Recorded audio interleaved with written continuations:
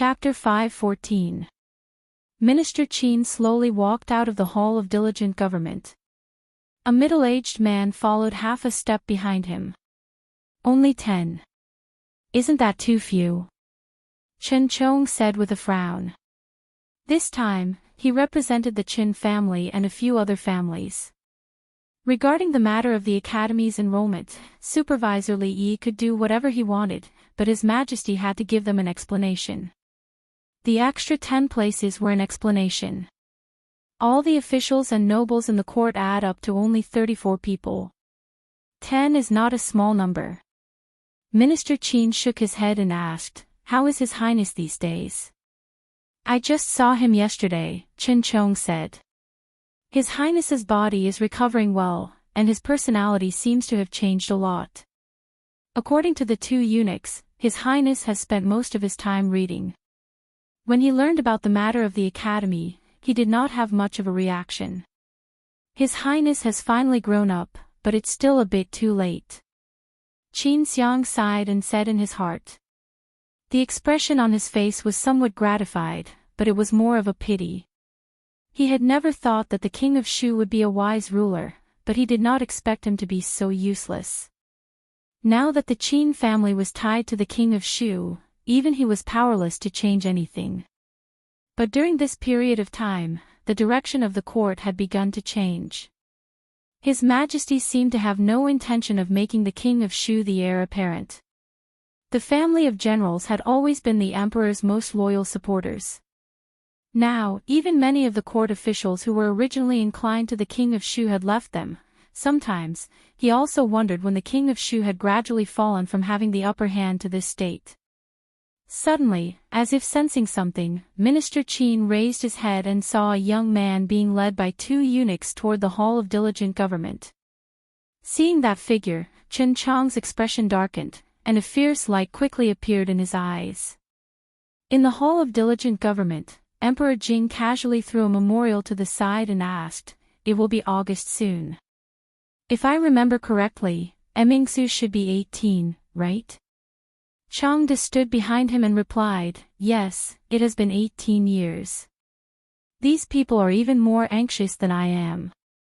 Emperor Jing shook his head and said, "However, this matter can't be delayed any longer.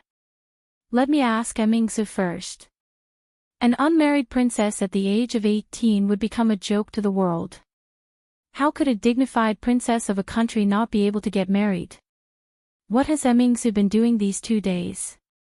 Emperor Jing picked up another memorial, flipped through it, and suddenly asked. "The princess has been going to the Imperial Physician Bureau for the past 2 days. Changde thought for a moment and added, "His Highness also questioned the midwives in the palace a few times. It seems that the Empress also participated in what the princess did." Imperial Physician Bureau. Midwife. Emperor Jing looked confused. And the Empress, just as Emperor Jing finished speaking, an eunuch walked in and said, "Your Majesty, Princess Yongla requests an audience." "Imperial Father, I have something to report to Imperial Father." Emingsu handed a memorial to a eunuch. Her face looked tired. It was obvious that these 2 days were not easy. Although Emingsu was a girl, she was more concerned about the affairs of the country than the adult princes. She was also the only child who could share her worries in the affairs of the country. Seeing her serious face, Emperor Jing's expression became serious and he said, "Bring it up." Changde walked down and took the memorial from the eunuch's hand. He respectfully handed it to Emperor Jing. The memorial was not long.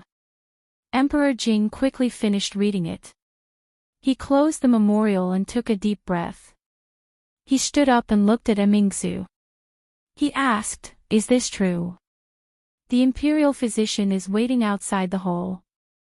Emingsu said, Summon the imperial physician, County Uncle Li, quickly go in.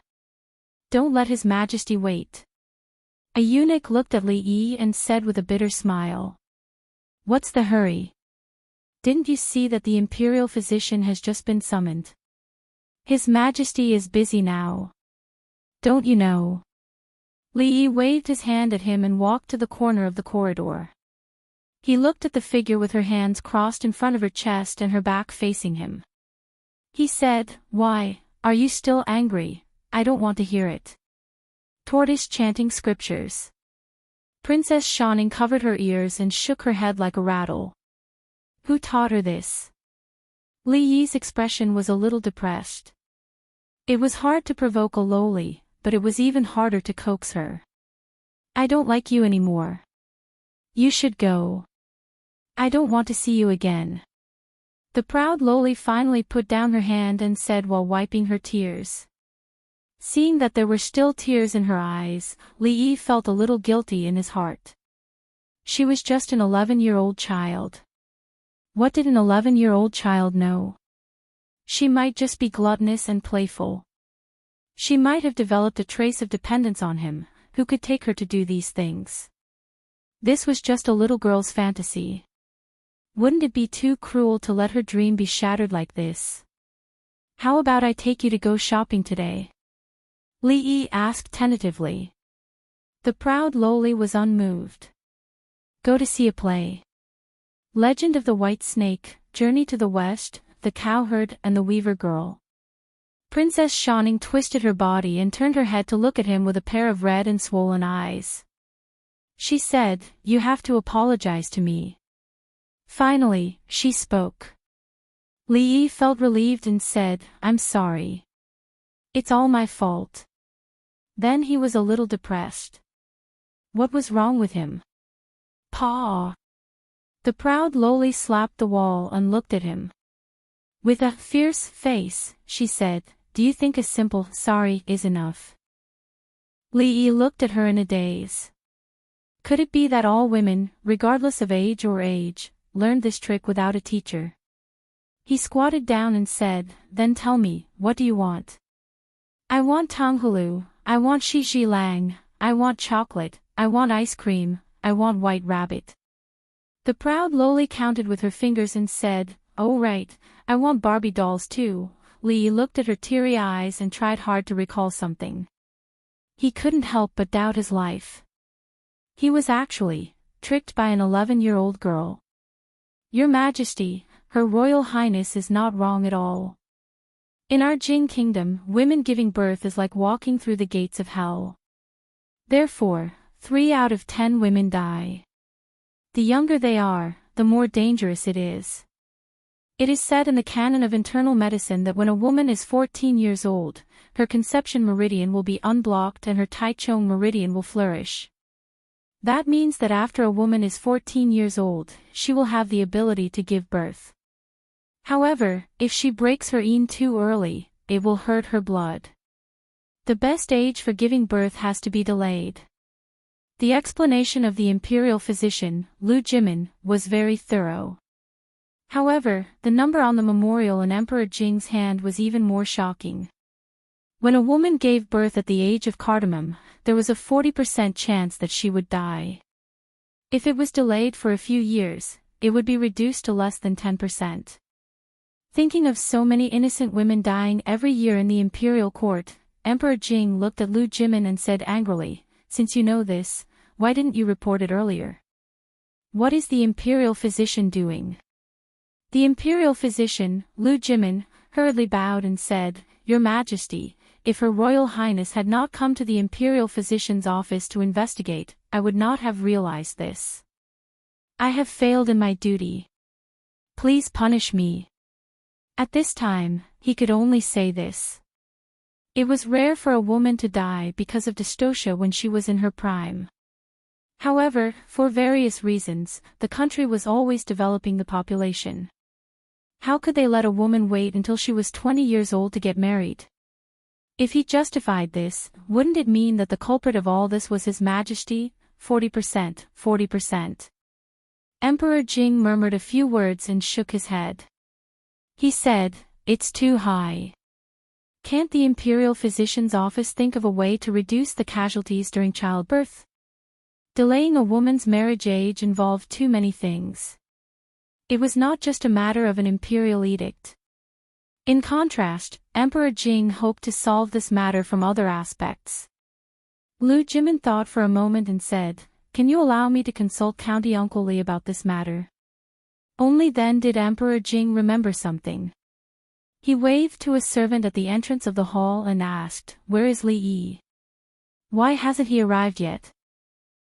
"Your Majesty," the servant looked bitter and said, "County Uncle Li is coaxing Princess Shining outside." Chapter 5:15. Give birth. Li Yi looked at Emperor Jing in surprise and shook his head repeatedly. This official doesn't know how to do this." Emperor Jing glared at him and said, "No one asked you to give birth. I ask you, is there any way to reduce the possibility of women dying from childbirth?"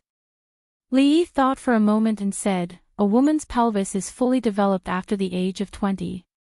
If your Majesty delays the age of marriage for women after the age of 20, it will naturally greatly reduce the probability of dystocia." Emperor Jing frowned slightly, and Lu Jimin showed a bitter expression. Although this method was effective, it was not feasible at all. If His Majesty now decreed that women in the Jing kingdom should give birth after the age of 20, then the population of the country would definitely decline for a long time. The population was closely related to taxes, labor, and national strength. At that time, there would be no one to farm the land, and there would not be enough soldiers. How could they resist the strong enemy?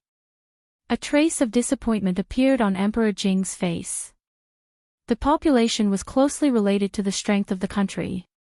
Not only him, but all the civil and military officials would not agree to delay the age of marriage for women after the age of 20.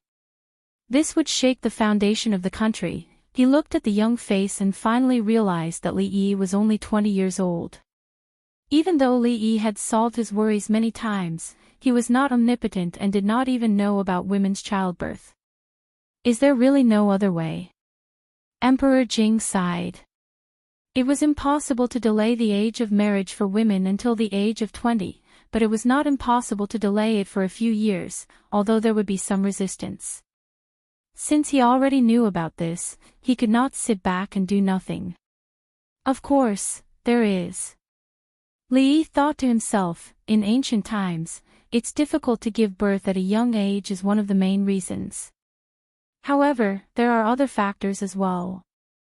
Malnutrition, inadequate hygiene, unprofessional midwives. There are too many reasons. Do you have gynecology and obstetrics?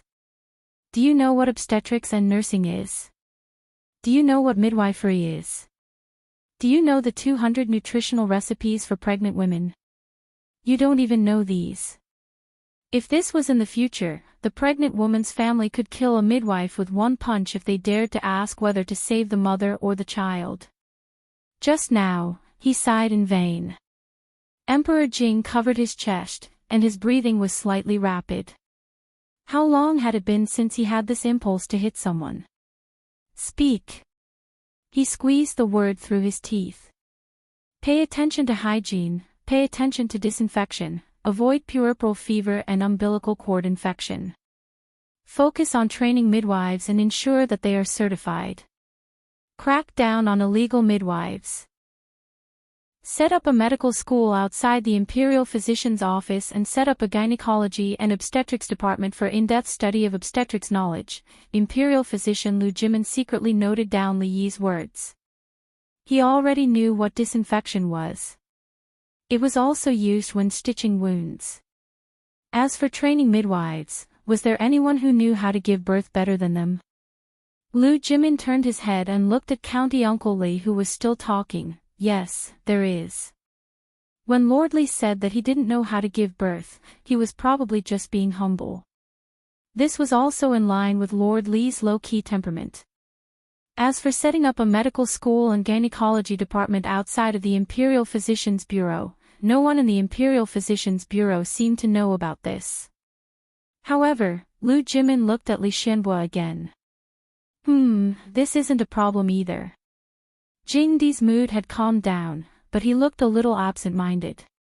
Giving birth was a process of fighting against the heavens.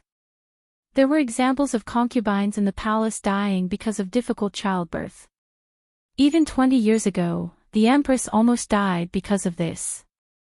The two princes also died shortly after birth. After 20 years, whenever he thought of these things, his heart would still feel pain. If Li Yi had told him this 20 years ago, would those things not have happened? 20 years ago, Jing Di shook his head. 20 years ago, Li Minghan was still the young master of the Li family in the capital. Naturally, there wouldn't be Li Yi. This is all I know.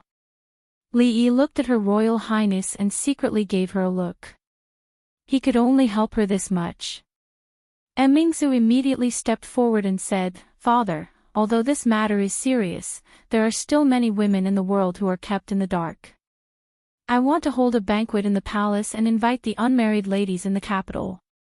As women, they should know these things." Jing Di thought about it and said, "You can discuss this matter with your mother." After all, it was a woman's matter. It was more appropriate for the Empress and the eldest princess to come forward than for him, an emperor. It was not difficult to propose a solution. The difficult part was to implement this method and make everyone accept it. Li Yi couldn't handle this matter, so he could only hand it over to Her Royal Highness. For all the women in the world, this was a great merit. Her Royal Highness was already very famous in the capital. If this matter was done, she would immediately receive the support of all the women in the capital and even in the world. She would become the woman behind all the women. And he would silently be the man behind all the women behind all the women. Besides, doing perfume, underwear, cosmetics, sanitary napkins, and so on could also be regarded as a contribution to the majority of women, right? Jing Di really couldn't suppress the doubts in his heart. He looked at Li Yi and asked, "I am very curious. Why do you even know about women's childbirth?" Li Yi thought, "You don't care if I know or not. I know a lot of things. Can you know all of them?" "Your Majesty, this is because one year, in a bitter winter, the north wind was biting cold, and the snow blocked the mountain. A white-haired old man fell at the door of County Uncle Li's house. According to my guess, the old man who taught County Uncle Li medical skills should be a hidden famous doctor. He passed on cardiopulmonary resuscitation and wound suturing skills to County Uncle Li. It's a pity that this doctor didn't leave other works." The imperial physician Lu Jimin knew this story, so he immediately said in a regretful tone. Jing Di waved his hand. He had completely understood that as long as Li Yi couldn't have children by himself, there was nothing to be surprised about. Thinking of another thing, he looked at Li Yi and said, "Regarding the enrollment of the college, I can't be as reckless as you. The 100 people who have been enrolled can't be changed. I gave Prime Minister Qin and the others 10 places. You find a way to arrange them. Remember, don't be so obvious in the future." Li Yi thought of the Prime Minister Qin he met outside just now. Was it this matter that he had just discussed with His Majesty in the hall? 10 places. What a big appetite. There were only 34 nobles in the capital. Yet, the King of Shu's faction wanted 10 more. From the fact that they could get 10 more places from His Majesty, it showed the influence of Prime Minister Qin and the King of Shu in the court. Did they want to use the College of Mathematics as a springboard and become a great help to the King of Shu after they finished their studies? If they got what they wanted, what was the point of doing all this? No, it was not fair. In order to get that test paper, he had stayed up for an hour more than usual. How many people had impeached him to get the result in the court that day? They wanted 10 places so casually. Did they really think that the college superintendent was useless? Emperor Jing looked at him and said, "You are still young. It is not good to make too many enemies in the court." Li nodded and said, "I understand. If your Majesty has nothing else, I will leave first." Emperor Jing waved his hand and Li Yi walked out of the hall. The next moment, he turned his head and asked, "May I ask your Majesty, what if they voluntarily withdraw from the College of Mathematics? Prime Minister Qin and the others have gone through a lot of trouble for this.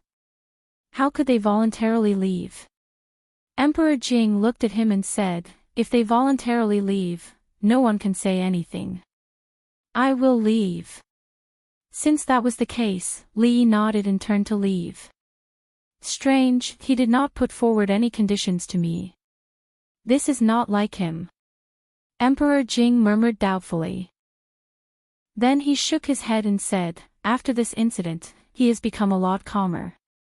Changde stood behind him and opened his mouth, but in the end, he did not say anything. After a moment, he walked out of the hall and looked into the distance. He sighed. It is too late to hide, but they just have to send themselves to the door, why bother? Chapter 5:16. Setting up another academy outside of the Imperial College was definitely not as easy as the old emperor made it out to be. There were 100 students enrolled for the first time. After entering the academy, their meals, accommodation, the academy's servants, teachers, and some other facilities. Just the problem of building a house alone was not something that could be completed in a short period of time.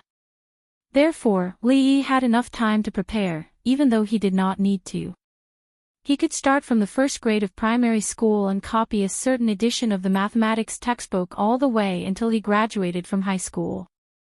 As for higher-level mathematics, there was no need for it for the time being. Before this, the imperial court did not pay much attention to mathematics. Those who had the title of a scholar were only limited to simple accounting. The mathematics students of the Imperial College were already considered to be very good at using the leg-raising method to calculate that the chicken and the rabbit were in the same cage. The standard of an ordinary high school student was enough for them to struggle in the Imperial Court. If they met someone with outstanding talent, they could learn some Olympiad mathematics and solve some practical problems. They would immediately become geniuses in the eyes of the public. Of course, they had to learn the basic symbols and algorithms such as Arabic numerals, addition, subtraction, multiplication, and division first. This task was handed over to a few professors of mathematics in the Imperial College to complete. He did not know how Li Xian's Academy of Sciences was progressing.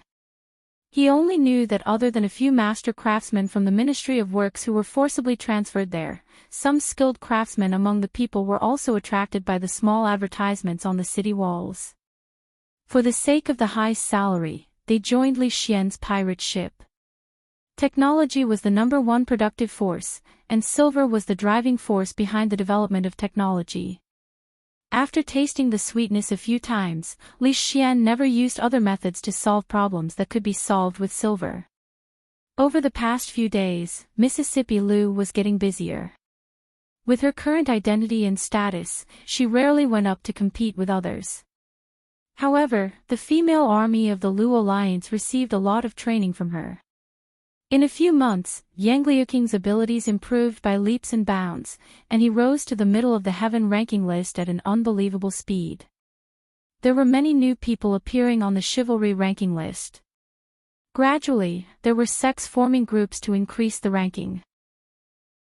This meant that the influence of the chivalry ranking list on the martial arts world was getting bigger, and the two words Lu Alliance also appeared more and more in the eyes of the public. In the past few days, Princess Royal had been working hard to promote the new marriage law of the Jing Kingdom.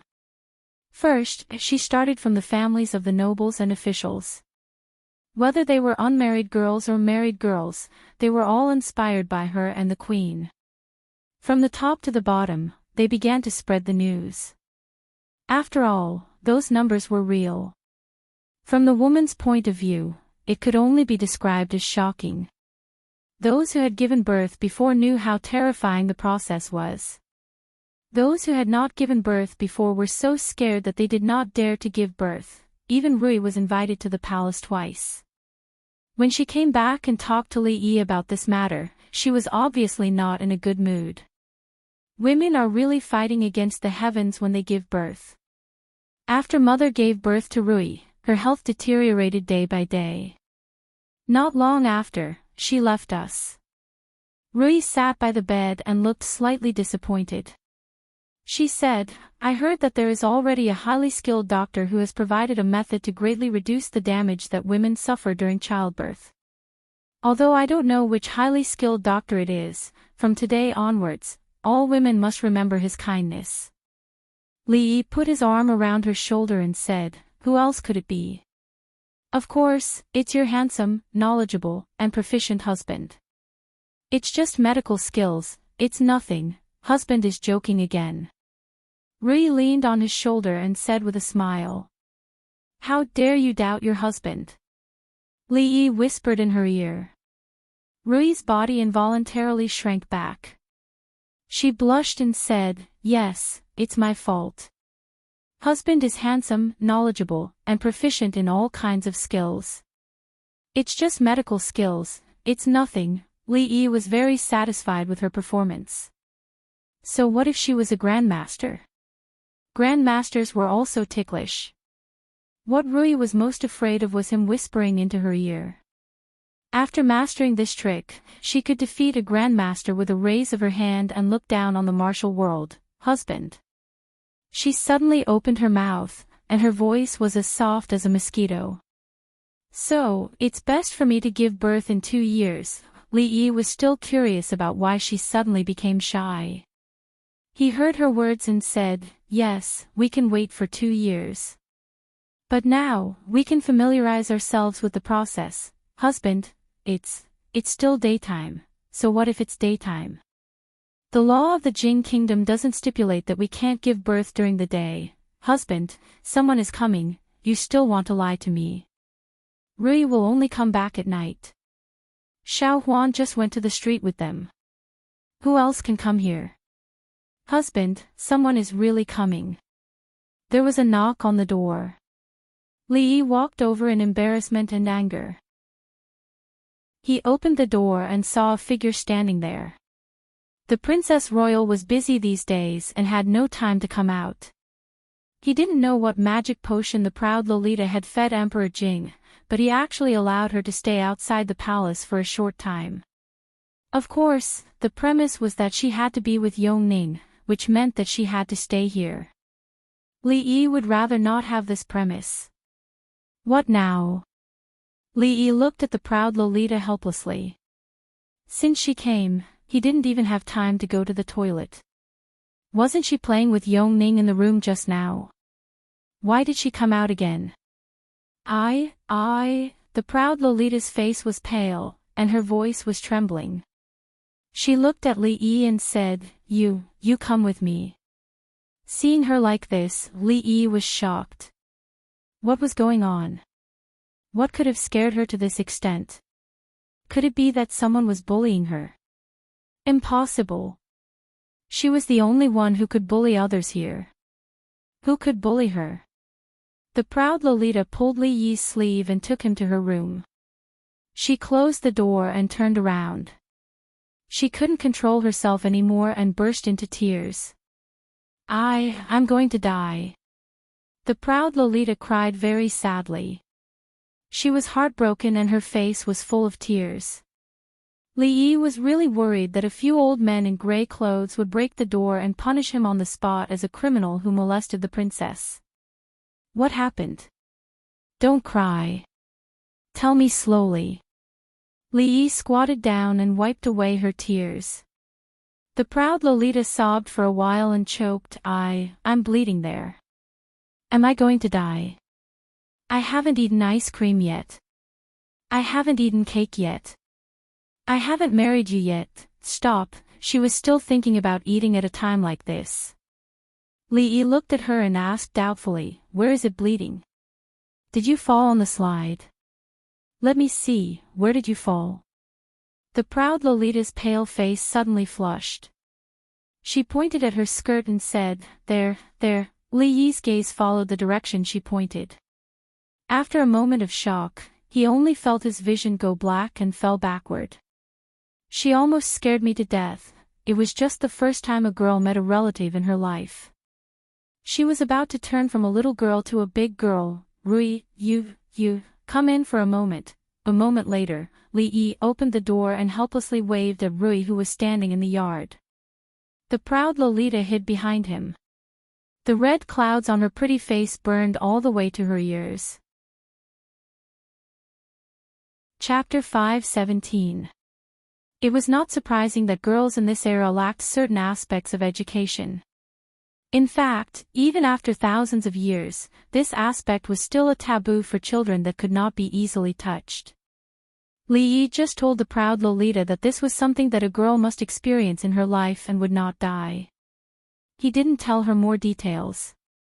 He didn't have the idea of universal education for children in the Jing Kingdom. It should be known that this was also a controversial issue in the 21st century.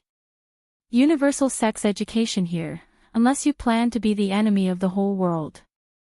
Even when the princess called for women to delay the marriage age for 3 years, countless old stubborn people opposed it. Tell the children how they were born. Even the coffins of those dead old stubborn people would not be able to hold them down.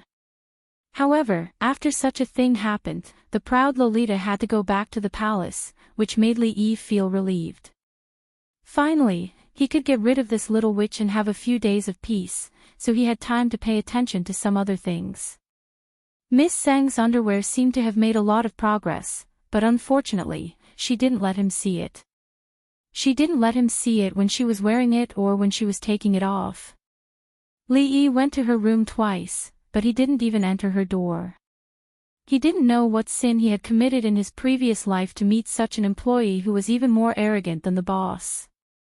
Anyway, he didn't plan to show himself in this business.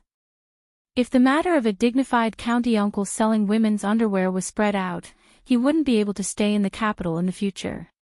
On the other hand, everything was going smoothly at the brothel. Old man's son seemed to be radiating the second spring of his life. He was full of energy and could not be stopped. Even Li Yi was afraid to look at him.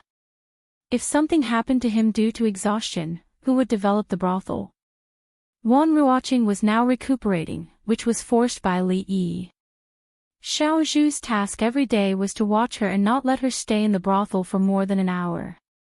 She only needed to participate in the decision-making of some important matters. Even in the capital, Wan Ruoqing and Xing Zumo were considered rich. As elders, their monthly dividends were more than enough for an ordinary family to live off for a lifetime. However, the two of them didn't care at all. They were still squeezed in this small yard. Li Yi bought the neighboring yards and gave them all to Xing Zumo as a workshop. The female workers inside were also from the brothel. They knew each other well and had a strong sense of confidentiality. 2 women who were stronger than Fang stood at the door, but the boss didn't let them in. Now that he thought about it, his original idea had already been mostly realized. All he needed now was time. Today, he had to go to the palace to discuss with Lu Jimin about the establishment of the medical school. Her Royal Highness was fighting on the front line to save her fellow women. As the man behind her, of course, he couldn't drag her down. He needed to teach Lu Jimin about the theory of obstetrics and gynecology. Of course, because of the lack of the instruments in the future, he didn't have much to teach. He mainly taught about midwifery and sterilization. There was another important thing. When he went out in the morning, his second uncle asked him to bring a boiled chicken from the palace. The old man's mind was always so unique. The catering bureau was the private kitchen of the royal family. Could anyone bring something from there casually? It was still early. It would be cold if he cooked it too early. He would think about it when he came out later. A moment later, in the imperial physician's office, Lu Jimin and a group of imperial physicians came out to greet him. They said with a smile, "Master Li, we have been waiting for you for a long time." Li Han had been living a comfortable life these days. He couldn't remember how long it had been since he went to arithmetic class. Every day, he only needed to read a few pages of books, and the rest of the time, he could play as he wanted. Last time, he couldn't help but point out the problem that his imperial father and the ministers didn't find, and he got a lot of rewards. Although they were kept by his imperial mother said that when he grew up, she would return them to him untouched. Everything was good. He just envied Yongning and imperial sister Shaning, who could go outside the palace to play. Last time, he used a pearl to exchange for a few picture books from Imperial Sister Shawning. The monkey playing with a stick was much better than the naked people fighting in a hole in the wall that he accidentally found last time. He had finished reading those picture books. 5 pearls for 4 days or 4 pearls for 3 days. Liam, that guy, actually chose the latter. It was really funny. If teacher knew, it would be strange if he didn't scold him. He learned it for nothing. It would be great if he could go out of the palace. Imperial Sister Shawning said that there were a lot of fun things that he hadn't played before. Your Highness Prince Jean, have you finished reading that book? A voice suddenly sounded behind him. Prince Jean shivered and slowly turned his head. When he saw the figure standing behind him, he stammered, "Yes, sir, there are still a few pages that I haven't read." "And, take your time. There's no hurry." Lee nodded. He had to admit that there were still geniuses in this world. Prince Jean said that there were still a few pages that he hadn't read, which meant that he had already understood the previous pages. It had only been a few days. This speed was actually very scary. Li Han nodded in a daze. He felt flattered. Teacher was actually so kind today. Li Yi looked at him and asked, "Do you know that His Majesty wants the princes to study in the Mathematics Academy?" Prince Jean nodded. "Learn addition and subtraction within 10 with them?" Li Yi asked again. Prince Jean nodded again, but then shook his head violently. He had stopped learning addition and subtraction within 10 months. It was childish. In his opinion, there was nothing more childish than addition and subtraction within 10. How about you teach them? Li Yi guided him patiently. Teach who? Prince Jean asked. Perhaps the teacher was unexpectedly gentle today, so he asked. Li Yi looked at him and said, "Consider them the new students of the Mathematics Academy." Prince Jean was stunned for a moment. Then, he shook his head repeatedly. "No, I can't. How can I teach others? It's too difficult." Although Prince Jean was only a 10-year-old child, he had no problem teaching students who had never been exposed to the new mathematics. "Is it difficult?" Li Yi looked at him and asked, "Compared with the book you are reading now, which one is more difficult?" "It's difficult to teach others." Prince Jean said hesitantly. "How difficult?" Li Yi couldn't give up on this little fatty. He didn't plan to be a supervisor of the academy for the rest of his life. When Prince Jean was able to take charge, he could retire in peace. However, according to the current situation, the little fatty still had a long way to go before he could take charge of the academy. "It's difficult," Prince Jean said while gritting his teeth. "Fatty must die. It may be heavier than Mount Tai or other mountains." Li patted him on the shoulder and said, "Which mountain do you want it to be heavier than? Mount Tai or other mountains? What's the difference?" Prince Jin's fat face showed some confusion.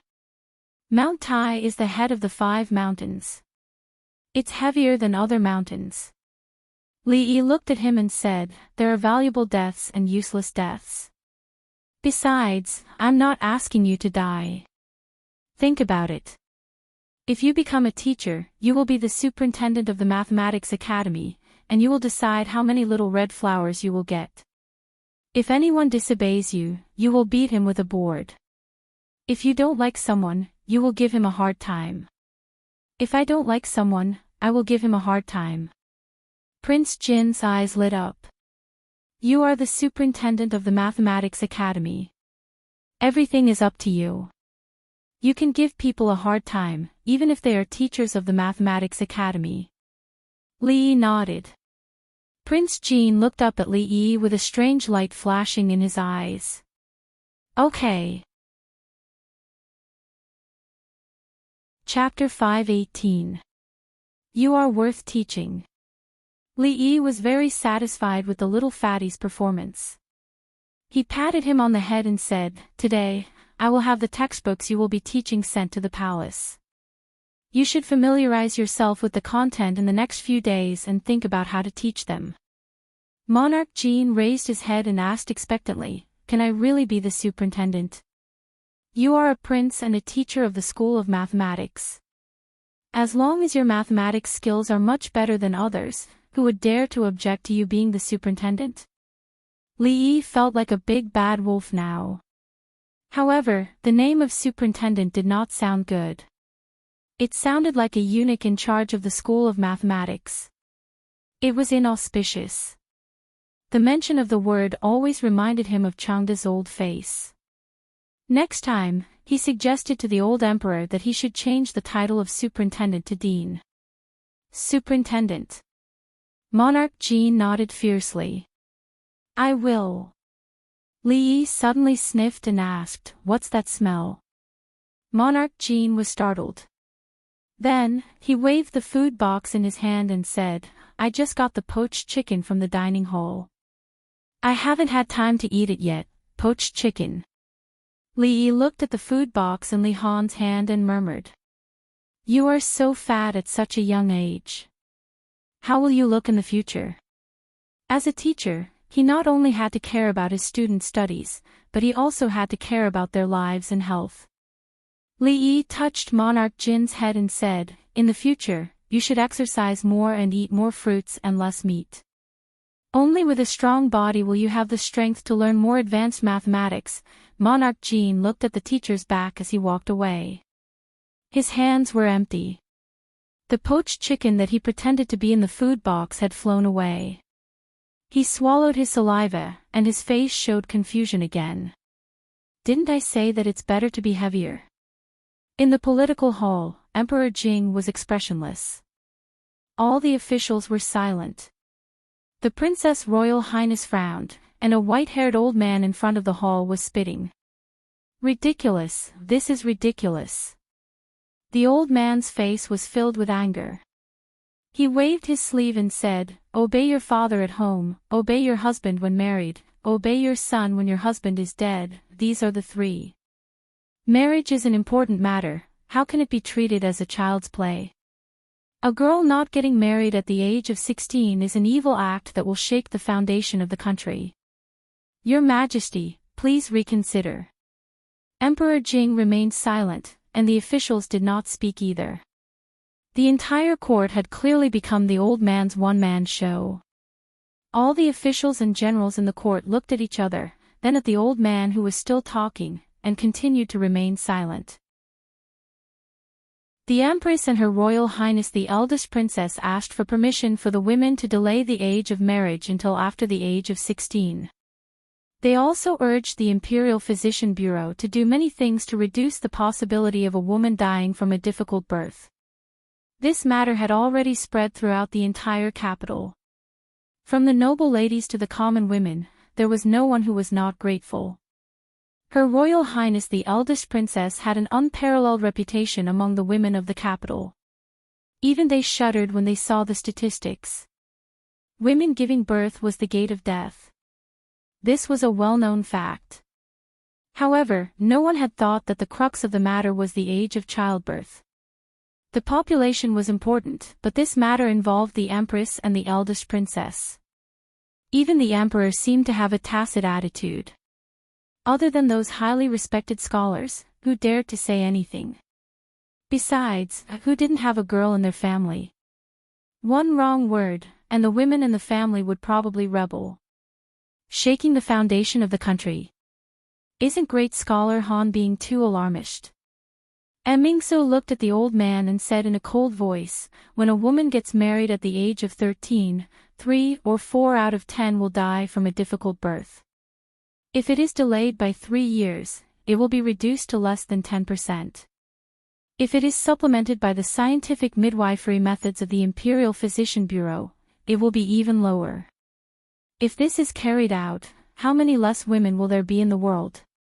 Besides, after this is carried out, it can also encourage women of the right age to have more children. The court will give additional subsidies to increase the population. How can this shake the foundation of the country? Because she knew that this matter would encounter a lot of resistance, Emingsu had already made preparations before entering the court. If something goes wrong without confirmation, who can bear the responsibility? Great scholar Han faced Emperor Jing and said loudly, "Women are not allowed to participate in politics. This is an ancestral rule. How can women talk nonsense in the court?" Mingzhu's expression gradually turned cold. She asked, "Great scholar Han, do you want to disregard the lives of the young women of the Jing kingdom?" The old man said passionately, "Men are the masters and women are the assistants. It is the duty of a woman to bear children for her husband and carry on the family line for her husband. The royal family should set an example for the world. Why is Her Royal Highness unmarried at the age of 18? Is this the example of the royal family?" One was the eldest princess of the court, and the other was a famous scholar. The two of them opposed each other fiercely and did not give in to each other. The court officials looked at each other.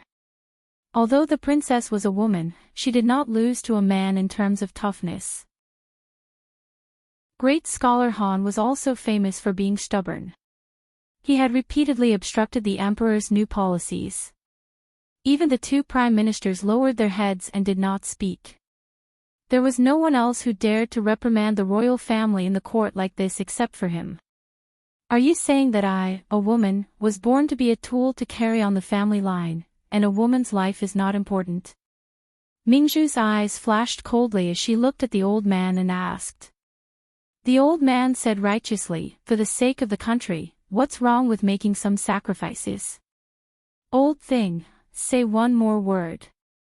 Under the gaze of Emperor Jing and the officials, the eldest princess pointed at great scholar Han's nose and said something that made everyone dumbfounded. Great scholar Han's face was pale, and his lips were trembling. As a great scholar, he was called an old thing by a princess in front of the emperor and the court officials.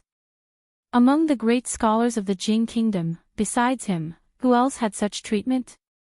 As a princess, how can you say such filthy words? His body was trembling, and his voice was also trembling. Her Highness did not say a word and walked straight to great scholar Han's side. Emperor Jing's expression suddenly changed, and he said, Quickly stop Emingsu." By the time they realized that something was wrong, the guards had already come in from outside the door. Everyone knew Her Highness's temper. Although she was usually gentle and humble, if she was really angry, it was possible that she would kill great scholar Han with a sword in the court. Fortunately, weapons were not allowed in the Golden Hall. A guard stood in front of Emingsu and said in panic, "Your Highness, you can't." Then he stopped in his tracks, as if he remembered something, and looked at the saber at his waist. Coincidentally, Emingsu also looked in that direction. Swoosh! A silver stripe flashed, and the court officials only saw a bright light in front of them. Great scholar Han fell to the ground on his butt. His hair was messy, and his bun was untied. His white hair danced in the air. Some of the court officials' legs were already trembling. Her Highness, she really dared to do it. Although she only chopped off great scholar Han's hair, this was the Golden Hall. Emperor Jing stood up from the dragon throne, rubbed his eyebrows, and said, "We will discuss this matter tomorrow. Someone come, take Her Highness away, and summon the imperial physician." Great scholar Han was supported to the imperial physician's office, and Her Highness was also taken away. It was not wrong to use weapons in the court, and behead was not an exaggeration. However, the person who did it was Her Highness, so the result was different. Great scholar Han did not think through his words just now. Women were only tools to carry on the family line, so a woman's life was not important. Her Highness was not a woman. Her Majesty the Empress was not a woman. Great scholar Han's mother was not a woman. No one knew how His Majesty would punish Her Highness, but great scholar Han's nightmare had just begun. Thinking of Her Highness's influence among the women in the capital, everyone's heart trembled. Emperor Jing's face was gloomy, the officials whispered, and the censors rubbed their palms. The court was in a mess because of Her Highness's stunning saber strike. Pfft. Li Yi spat all the water in his mouth onto Li Xian's face. He asked in shock, "What did you say?" Emingzi killed great scholar Han in the court. Chapter 519. I didn't chop him to death. Li Xian shook his head and said, "It's just a rumor. I didn't see it with my own eyes." It said that great scholar Han dodged quickly and only cut off some of his hair. He was not injured, but he was scared. I heard that he peed his pants, dodged quickly. Li Yi shook his head. If Emingzi really wanted to chop an old man who couldn't even walk properly, how could he dodge it? He looked at Li Xian again and asked, "Is he really a great scholar to say that in front of so many officials?" Li Xian thought about it and said, "Great Confucian Han has some knowledge, but he's very stubborn and inflexible. He's conservative and has criticized Uncle Huang's decrees many times.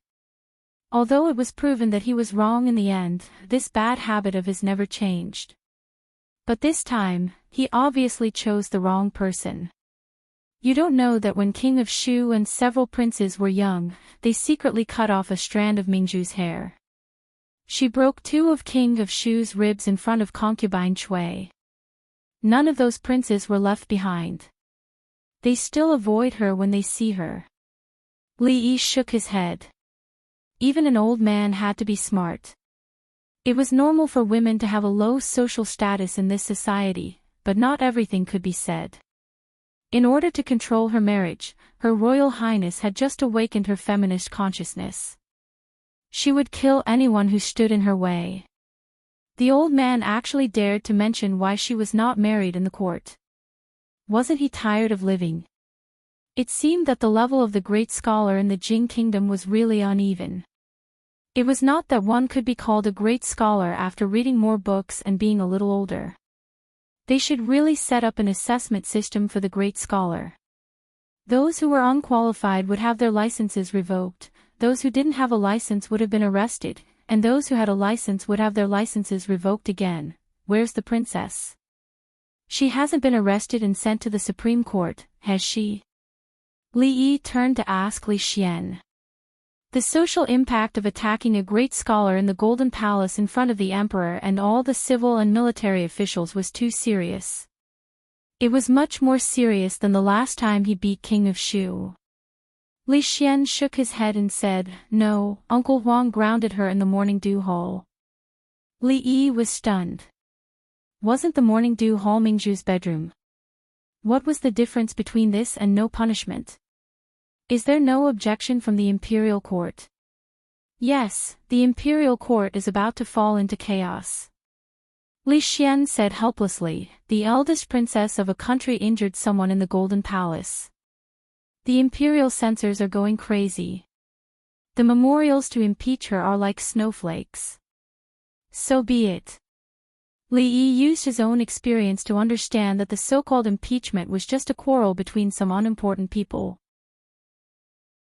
The final decision was still in the hands of the old emperor.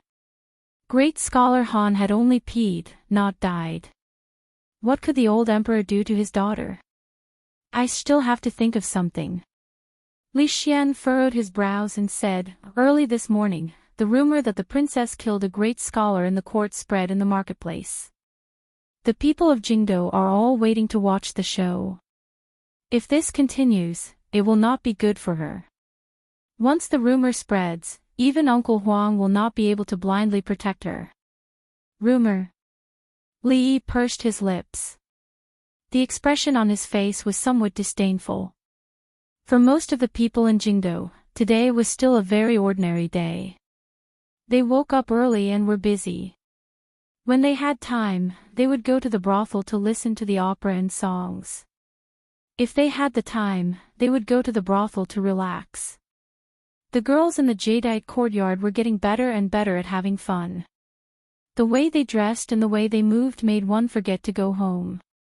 If it weren't for the explosive news from the palace, this kind of ordinary life would continue.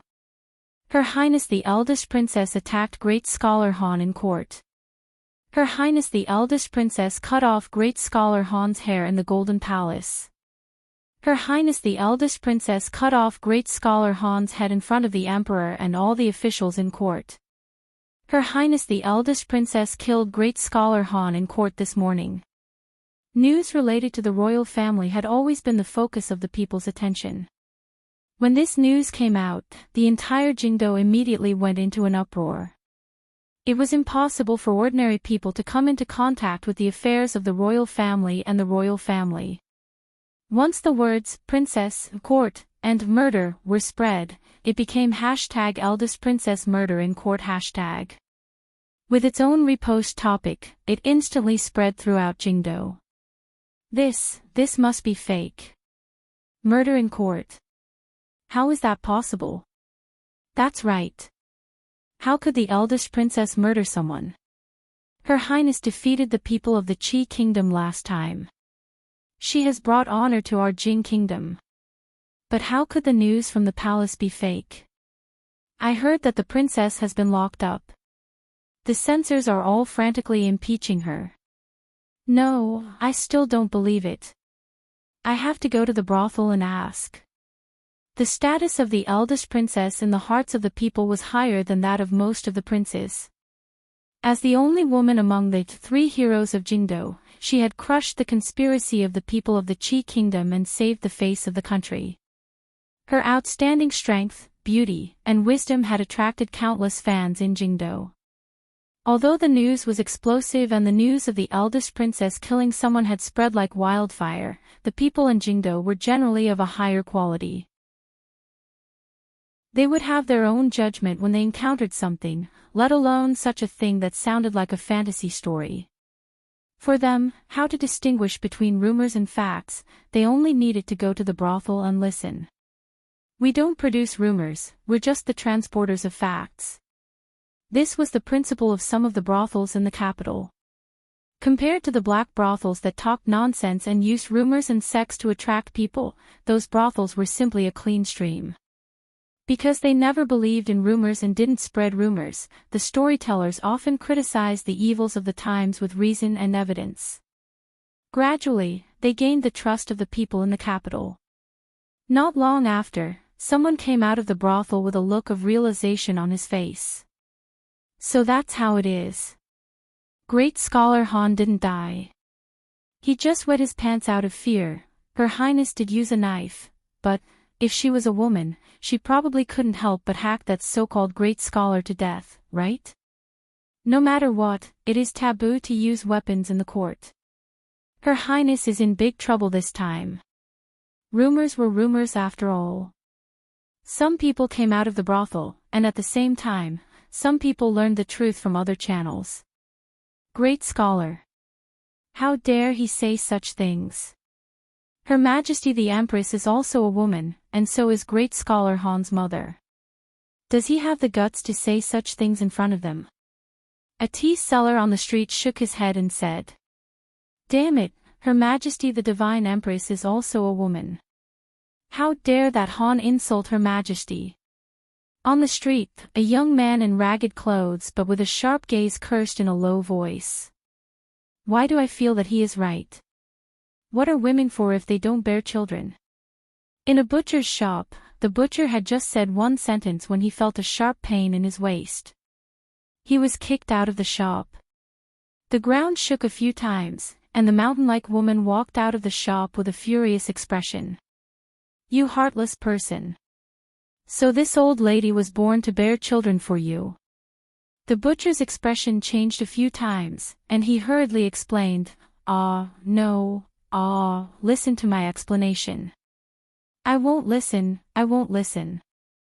The woman shook her head fiercely, and the flesh on her body trembled. She angrily cursed, this old lady's life isn't important. This old lady will sit on you and kill you.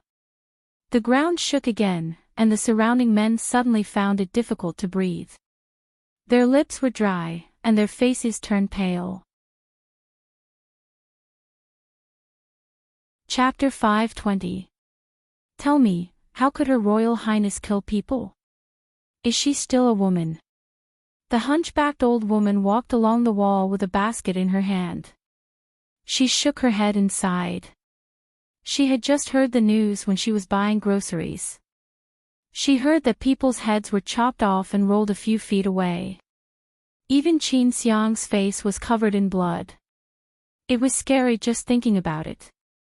When she walked to a certain place, she was blocked by the crowd. She saw a group of young girls gathered around the wall. They stuck their heads out and chattered about something. "What's going on?" The old woman pulled a young woman and asked. "It's Grandma's son." The young woman looked inside and said, "It's the government's notice. It says that it's best for us women to have children after the age of 16. Otherwise, it's easy to have a difficult birth. I heard that 3 out of 10 women who have children at the age of 13 or 14 don't survive." The woman touched her chest and said with lingering fear, "Isn't that right? I remember when I gave birth to Arming, I was only 14. I was half a step into the gates of hell. It wasn't easy to save my life, and I was sick for half a year. Look at that girl from the Qin family. She only got married at 18, and only gave birth 3 years after she got married. She was laughed at because of this, but other people can walk the next day after giving birth. Her Royal Highness is still the best. She spoke for us women. She said that we can only get married after the age of 16 so that we can have a good birth. She also asked the imperial doctor to help us think of a way. In the future, it won't be so scary to have children. Unlike that guy surnamed Han. He said that the role of us women is to give birth to children. Her Royal Highness was so angry that she took a knife to scare him. She was even locked up by His Majesty.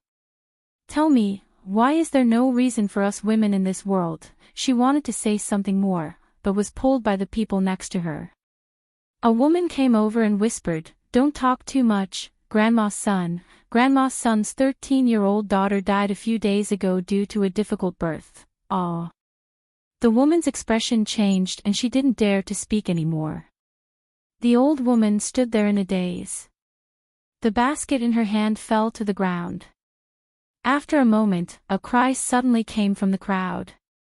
"My poor Lian, My Xiaofeng just got pregnant a few days ago. She's only 13. At the edge of the crowd, another woman's expression changed. For the men of the capital, today was destined to be an unforgettable day. He did not know why his wife, who was usually gentle and virtuous, had a sorrowful expression on her face today. She did not speak much. She was usually irritable and easily angered, but today, she became even more severe. If she did something wrong, she would be reprimanded, and if it was serious, she would be beaten and scolded. Rumor had it that Butcher Zhang, who lived in the east of the city, was straddled by his fierce wife on the street. Butcher Zhang's wife was even sturdier than his family's pigs. Rumor had it that old Zhang fainted on the spot and was now clamoring to divorce his wife. Also, when a group of women walked past the door just now, the old woman who was walking in front was crying and saying something like, "Old thief Han, give me back my daughter."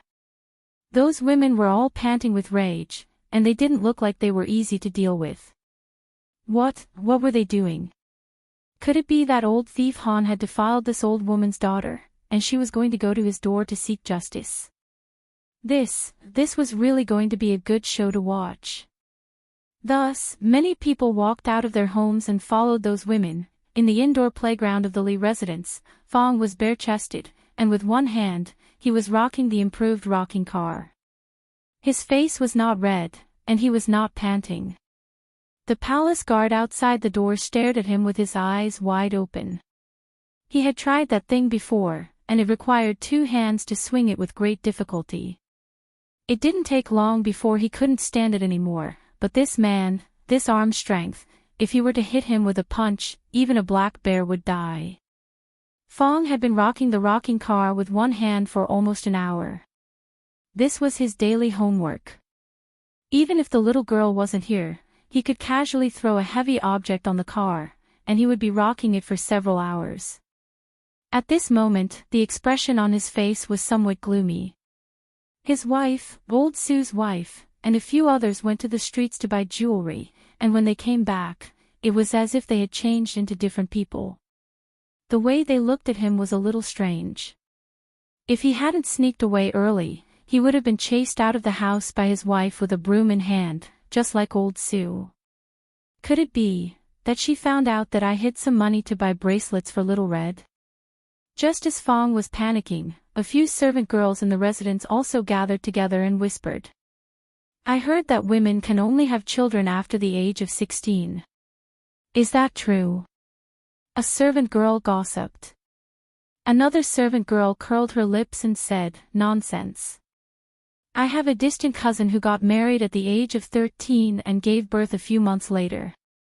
Is it okay?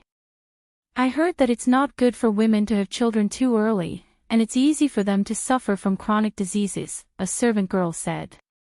That servant girl shook her head and said, the chronic diseases didn't. It's just that she died because of a difficult birth. Xiao Huan hid behind them with a pale face. Hearing this, she couldn't listen anymore. She coughed lightly and said, what are you all doing here? Hurry up and go to work. If you continue to be lazy, your pay will be deducted. The servant girls were already familiar with this lady servant girl and knew that she was just scaring them. Xiao Qing, who was bold, went over and whispered, Sister Xiao Huan, when do you think our Lord Zhu will take you in as a concubine? What are you talking about? Xiao Huan's pretty face blushed. She grabbed the corner of her clothes and said shyly, I will only be 16 in a few months. Her Royal Highness was grounded in the Morning Dew Hall and couldn't step out of the hall. Li Yi stood at the door of the Morning Dew Hall. When he was about to enter, he was stopped by the guards at the door. Apologies, County Uncle Li. Her Royal Highness is still grounded. No one can enter. The guard's attitude towards him was still very good. Can't you make an exception? Li Yi took out the Secret Intelligence Division sign and said. Apologies, sir, this subordinate really can't let you in. The guard smiled bitterly. All right then. Li Yi waved his hand. He was only a small guard and considered his subordinate. It was better not to make things difficult for him. Not long after, the guard's expression was troubled. Princess, Her Royal Highness, you, the proud Lolita raised her little face and said, I can't go in. Yes. The guard weighed in his heart whether he could afford to offend this young lady or not. In the next moment, he immediately nodded. His Majesty only grounded the eldest princess. He didn't say that others couldn't visit. In principle, even if he let Princess Shining in, it wouldn't be disobeying orders. As soon as he turned around, he saw Li Yi, who had his arms crossed and was looking at him with a mocking expression. Grounded. Li Yi looked at the guard. No one can go in. The guard's face was full of embarrassment. Seeing that Li Yi had already walked into the hall, he hurriedly said, Sir, you can't take this wine in. Is this wine? Li Yi glanced at him and said, This is a new perfume. It's for Her Royal Highness to try. The guard watched him walk in, and his expression became even more bitter. With such a prodigal woman at home, when would she release a new perfume, what flavor it would be, how much it would cost, and how much he could save from the membership price? Didn't he know? Besides, who would use a wine jar to contain perfume? To say the least, he was carrying something wrapped in lotus leaves in his other hand. The fragrance could be smelled from afar. Who would dare to say that it wasn't the beggar's chicken that was popular in the capital a few days ago?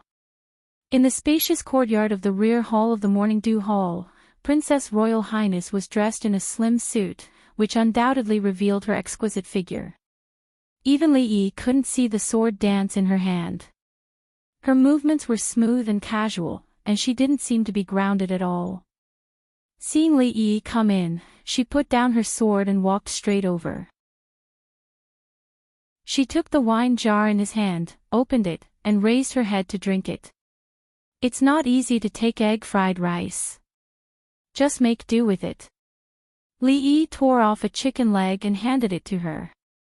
The other one had already been snatched by the proud Lolita. Since she learned from Li Yi that she wouldn't get fat no matter how much she ate these days, her mouth was rarely idle. Chapter 521. Next time, bring egg fried rice. The princess was not satisfied with the combination of beggar's chicken and liquor. She raised her head and took another sip, then tilted her head and said to Li Yi. There won't be a next time. Li Yi thought to himself, what kind of taste is egg fried rice and liquor? He wiped the grease off his hands and said, Scholar Han fell ill, not because of you, but because of anger. Yesterday afternoon, nearly 100 women blocked the gate of Han's house. The leading old woman said that Scholar Han killed her daughter and sat on the threshold of Han's house and cried for 2 hours. Everyone in the capital knew about it. After what happened in the court spread, the gate of Han's house was splashed with feces, and the wall was painted with Old Thief Han and Traitor of the Nation, disregarding the lives of women. This alone can make his reputation plummet, and even his students have nothing to do with him. If it weren't for the intervention of the government, I'm afraid that even the gate of Han's house would have been torn down. Scholar Han fell ill last night. I heard that he almost couldn't breathe. The name of Old Thief Han has been confirmed. Now all the women in the capital are trying to ask His Majesty to pardon you. Li Yi told Emingzu all the developments from yesterday to today. The whole capital, from the government to the people, saw the power of women for the first time. It turned out that they were not as weak as they looked on the surface, and they also had the ability to stir up a storm. Li Yi did not expect this matter to have such a dramatic development. In fact, the brothel only told the people the truth. There was no embellishment, nor any artistic manipulation. The biggest effect was to let the people know the truth in the shortest time possible. Splashing feces at the door and spraying paint on the wall, who came up with this idea? They didn't even need to be taught. Women had always been a weak group and were bound by women's morality. Not to mention marriage, many people didn't even have freedom. Of course, there were some fierce women, but in general, it was a fact that women were weak. And this was also a tradition for thousands of years. It was determined by productivity. Men were noble, and women had to lower their heads and serve their husbands and children for a lifetime. Perhaps even most women themselves thought so. This concept had not been completely reversed even in the later generations where men and women were equal. However, where there was oppression, there would be resistance. Especially after being oppressed for a long time, when the resistance came, it would be especially intense. It wasn't easy for someone to stand up for women.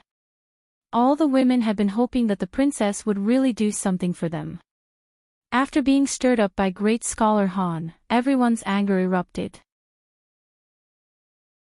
Hundreds and thousands of years of repression erupted, and something called women's rights began to awaken. Now that things had developed to this point, it was no longer just a matter of early marriage. Emingsu put down the wine jar and wiped her mouth in a magnanimous manner. Having such a stubborn old man in the imperial court will only bring more harm than good. At this moment, the imperial court is probably in an uproar. Not only the ordinary women, but the women of the noble families are also complaining. They are all going to the empress to remonstrate. Some of the concubines even reported the matter to the Empress Dowager. Even the Empress Dowager, who has been cultivating Buddhism for a long time, specially sent a decree to ask His Majesty. Li Yi looked at her and said, "If this continues, I'm afraid it won't end well." This was all what Li Yi heard on the way here. It was already a big matter to use a knife against an official in the imperial court, and it involved the eldest princess. Coupled with the chaos of the Han family yesterday, it would be a wonder if the imperial court was peaceful today. Did you really not do what happened to the Han family? The eldest princess glanced at him and said. Li Yi was stunned for a moment and said angrily, do I look like that kind of person? It doesn't matter. I'm not blaming you. Her Highness patted his shoulder and said, it's all that Han guy's fault. Thank you, Li Yi's guess was right. Today, the imperial court was indeed not peaceful. It was not only Emperor Jing who had a headache. Now that things had developed to this point, the officials also felt a headache. In just one day, the entire capital was in chaos. Rumors were everywhere, and the people were angry. How His Majesty punished the eldest princess was no longer the important point. The important point was that if this went on, something big would happen. An old man held a ceremonial tablet and said righteously, Your Majesty, the eldest princess has no regard for the law. In the imperial court, she publicly committed violence and assassinated an official in front of the civil and military officials and His Majesty. This behavior is so vile that it will not appease the people if she is not severely punished. All the officials shook their heads. Even now, he was still holding on to this matter. Did this old man not understand the situation? Great scholar Han had already been cursed by the people. The problem now was not how to punish the eldest princess, but how to appease the people's anger. Great scholar Han's words yesterday had completely pushed the imperial court to the opposite side of the people. The purpose of women's existence was to give birth. The lives of women were not important? Otherwise, why would the imperial court insist on early marriage and early childbirth, knowing that women could easily die from dystocia if they married early? Did the imperial court not see women as human beings? No one could take the blame for this. They could not, and His Majesty could not. Now, it was only the capital. After a few days, when the news spread to the other counties, the impact would be even greater. At that time, it would really be chaos. Didn't he see that even the imperial censors had calmed down and didn't mention the matter of the eldest princess anymore? At this delicate moment, if this old official still couldn't understand the situation, then official Han would be a good example. Deputy Minister Ma stood in the crowd and lowered his head in silence. Not only him, but all the censors in the imperial censor had been given a death order. Today, in the imperial court, they were not allowed to mention the eldest princess again. He knew the situation in the capital better than anyone else. After this matter, great scholar Han's reputation could be said to be ruined. The status of the eldest princess in the hearts of the people of the capital, especially the women, had long reached a new height. Whoever held on to this matter would be like great scholar Han, nailed to the pillar of shame by the people of the capital. He did not want to experience the feeling of being hated by the people a second time. Just when the court officials were abnormally quiet, a figure walked out. Your Majesty, the only thing we can do now is to appease the people first, then we can discuss other things. Prime Minister Qin raised his head and slowly said. Prime Minister Qin's words are reasonable. I second it. The old man who had just spoken had long been forgotten. After Prime Minister Qin took the lead, the court officials stood up one after another. They avoided talking about the eldest princess and pulled the topic back to the main point they should be concerned about. Emperor Jing took a deep breath. Regarding this matter, my dear officials, do you have any suggestions? I think that the eldest princess's remonstrance yesterday was very reasonable. Prime Minister Qin said, although it is important to increase the population, we cannot disregard the lives of women because of this.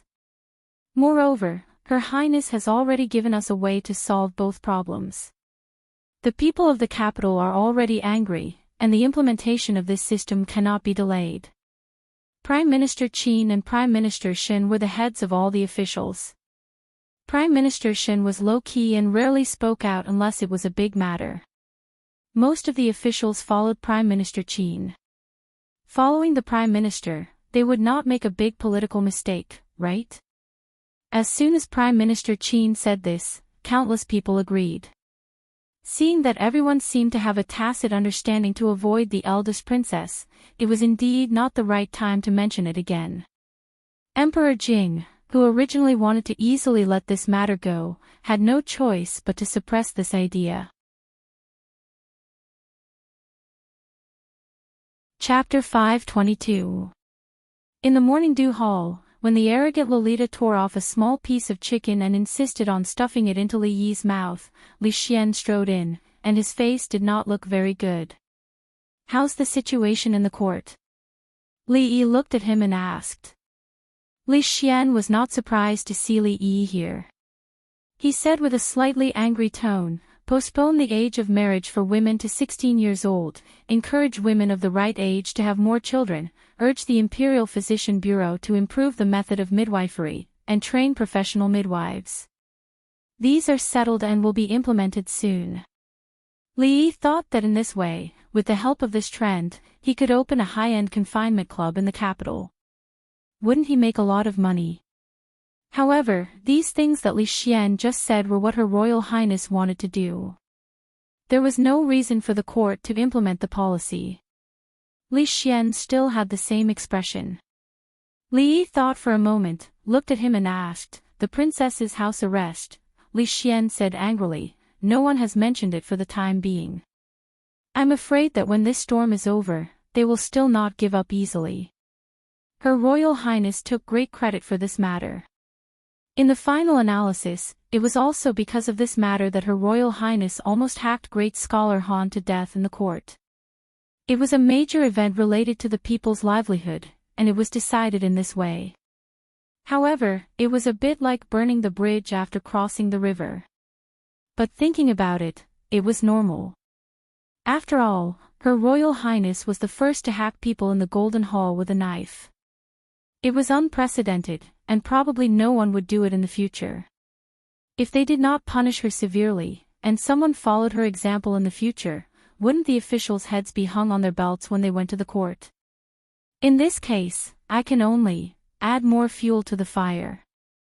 Li Yi stopped the arrogant Lolita from stuffing the chicken butt into his mouth and thought so. "What do you think about this matter?" Li Xian sat down and looked at Li Yi and asked.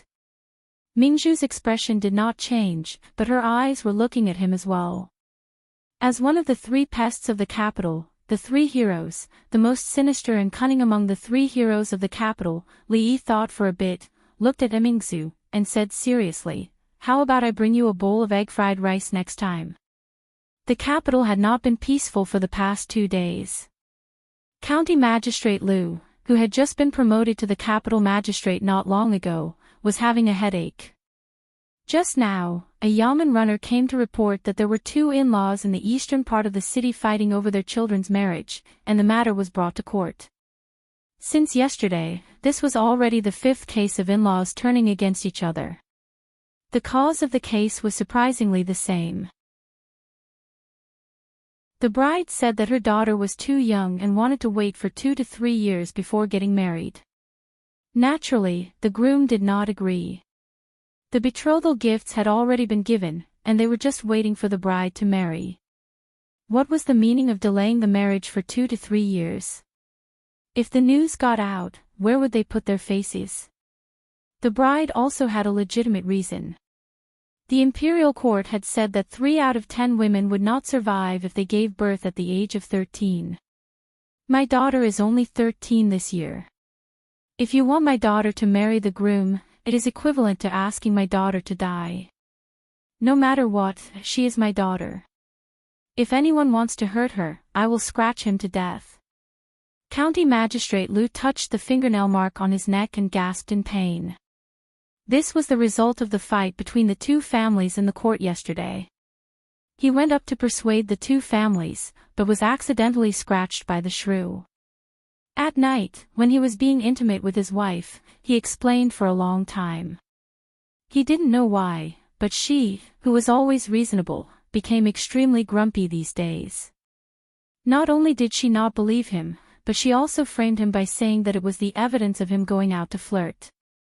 County Magistrate Liu had no choice but to scratch himself again to show his innocence. Even now, it was still burning. He began to miss the days when Louis was here. How could he deal with such a small matter? The imperial court is about to issue a law. From now on, women in our Jing kingdom can only get married at the age of 16. Those who violate this law are disobeying the imperial court and the law. Ordinary people couldn't stand this kind of intimidation. After saying these words, the groom left dejectedly. The bride, on the other hand, beamed with joy and shouted that she was just and honorable, which slightly comforted County Magistrate Liu. He let out a long sigh. From the perspective of justice, the imperial court's action was good, but the real trouble was just beginning. Delaying the earliest date for a woman to get married at the age of 16 also meant that those poor families also had to raise their daughters to the age of 16. For them, this undoubtedly increased a lot of burden. How many of those people at the bottom of the social ladder would treat their daughters as real people? The imperial court's action was still thoughtless. Not only that, besides the unstable feelings of the people, there were also some aspects of the capital that had become somewhat abnormal. Behind the chaos, there seemed to be an invisible hand pushing things forward, causing people to be alarmed. The inexplicable disappearance of people in the capital, the abnormalities of several dozen families in a village outside the city, the mysterious divine empress, returning to the rear hall, County Magistrate Liu paced back and forth for almost an hour. He didn't even pay attention to the concubine that came to him of her own accord.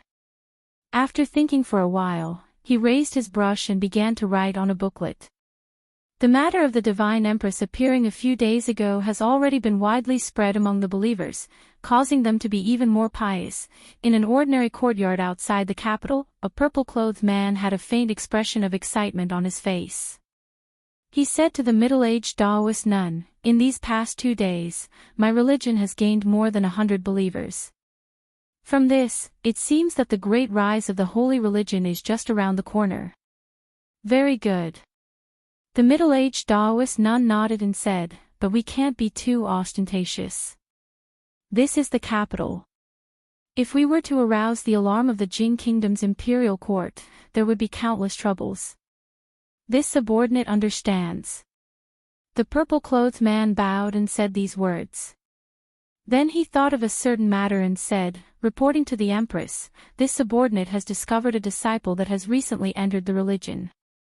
His ability is extremely outstanding. Half of the newly increased believers are due to his efforts. He is also a person who witnessed the Divine Empress's second appearance. This subordinate wishes to promote him to the position of yellow-clothed emissary. What does the Empress think?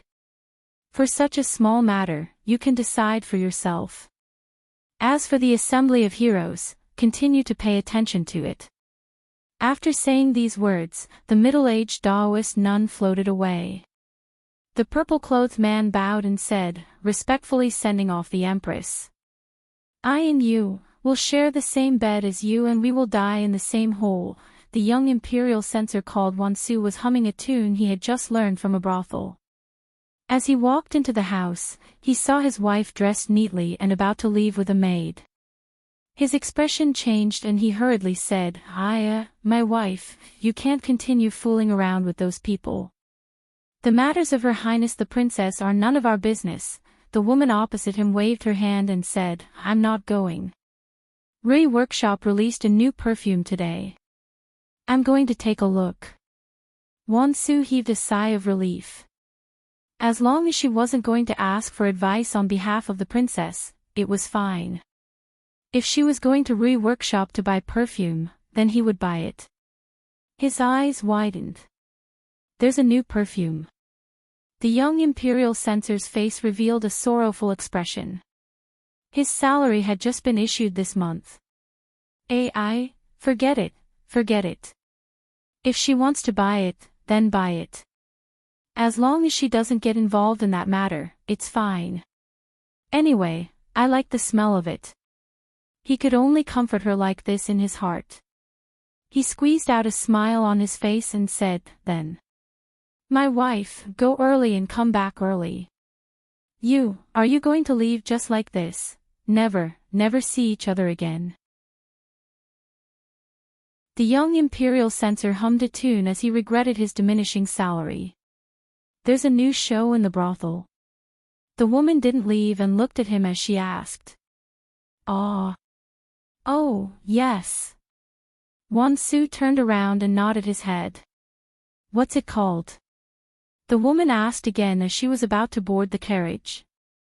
Won-Soo thought for a moment and said, "I think it's called Peacock Flies Southeast." "Yes, Peacock Flies Southeast." Won-Soo nodded his head and said with absolute certainty. Note, the tune Imperial Censor Wan is humming is an excerpt from the opera Peacock Flies Southeast. Chapter 523. Have you been to the Jade Yard recently? No, what's wrong? Is there a new girl in the Jade Yard? There's no new girl, but there are a lot of new styles. It's a pity that you didn't go. Tell me, my husband went back to his parents' home today. I'll go and have a look tonight. Tsk, what the girls in the Jade Yard are wearing now is called seductive. Do you know, they don't wear undergarments now, that's called bras. Oh, no, I have to buy some for my wife. Lee Yi was a little stunned when he saw two young men deliberately raising their voices to discuss something on the street, attracting the attention of many people in the same field. Who hired these actors? Their acting skills were poor, exaggerated, and their lines were not deep at all. Could they be any more fake? When he was thinking about this, he saw a man suddenly came up and said in surprise, "Brother, are you talking about the most popular new underwear in the capital recently?" To be honest, I also want to buy a set for my wife, but I don't know where to buy it. Brother, I'm sure you're a kindred spirit. Then, I won't hide it from you. The man who spoke just now smiled and said, "Go straight along this road, turn left at the first intersection, turn right at the second intersection, and walk for another 10 feet or so. You'll see that shop. But only women can enter that shop. Brother, remember to bring your wife." "Oh, thank you brother, young master, what are they talking about?" Xiao Huan blinked and asked. "Children shouldn't ask so many questions, let's go and watch the play." Li Yi said as he patted her head. "I'm not young anymore." The servant girl lowered her head to look at herself and muttered.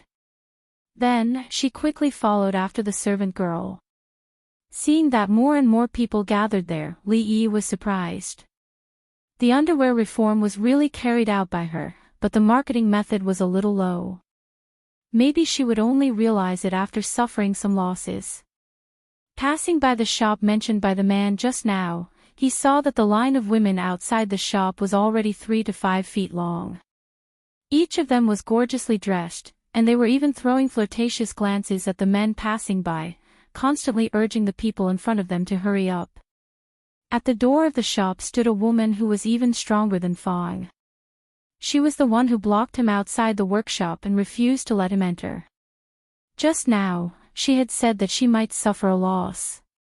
She did not expect the shop's business to be so good. Her old face was burning with pain. She pulled Xiao Huan away quickly. If she stayed for a while longer, she might enter the shop to take a look.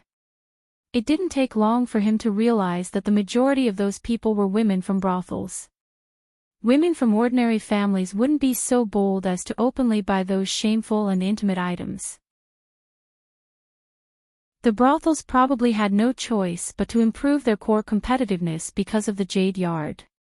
If they lost to others in certain aspects, as time went on, they wouldn't have enough fame, and the brothels would lose. Although the price of those small pieces of cloth was a little expensive, it couldn't stop the customers from liking them. To listen to the opera, they naturally had to listen to the most popular opera of the past few days, The Peacock Flies Southeast. The popularity of the brothel could be seen from the fact that the tickets for each show were sold out. There were a few standard brothels. Other than the ordinary shows, there was also a VIP area for women. The tickets for the VIP area were slightly more expensive, but the service was more attentive. In the summer, they provided free smoothies and cold drinks. As for the women's area, it was only recently opened. There was a difference between men and women, especially for women.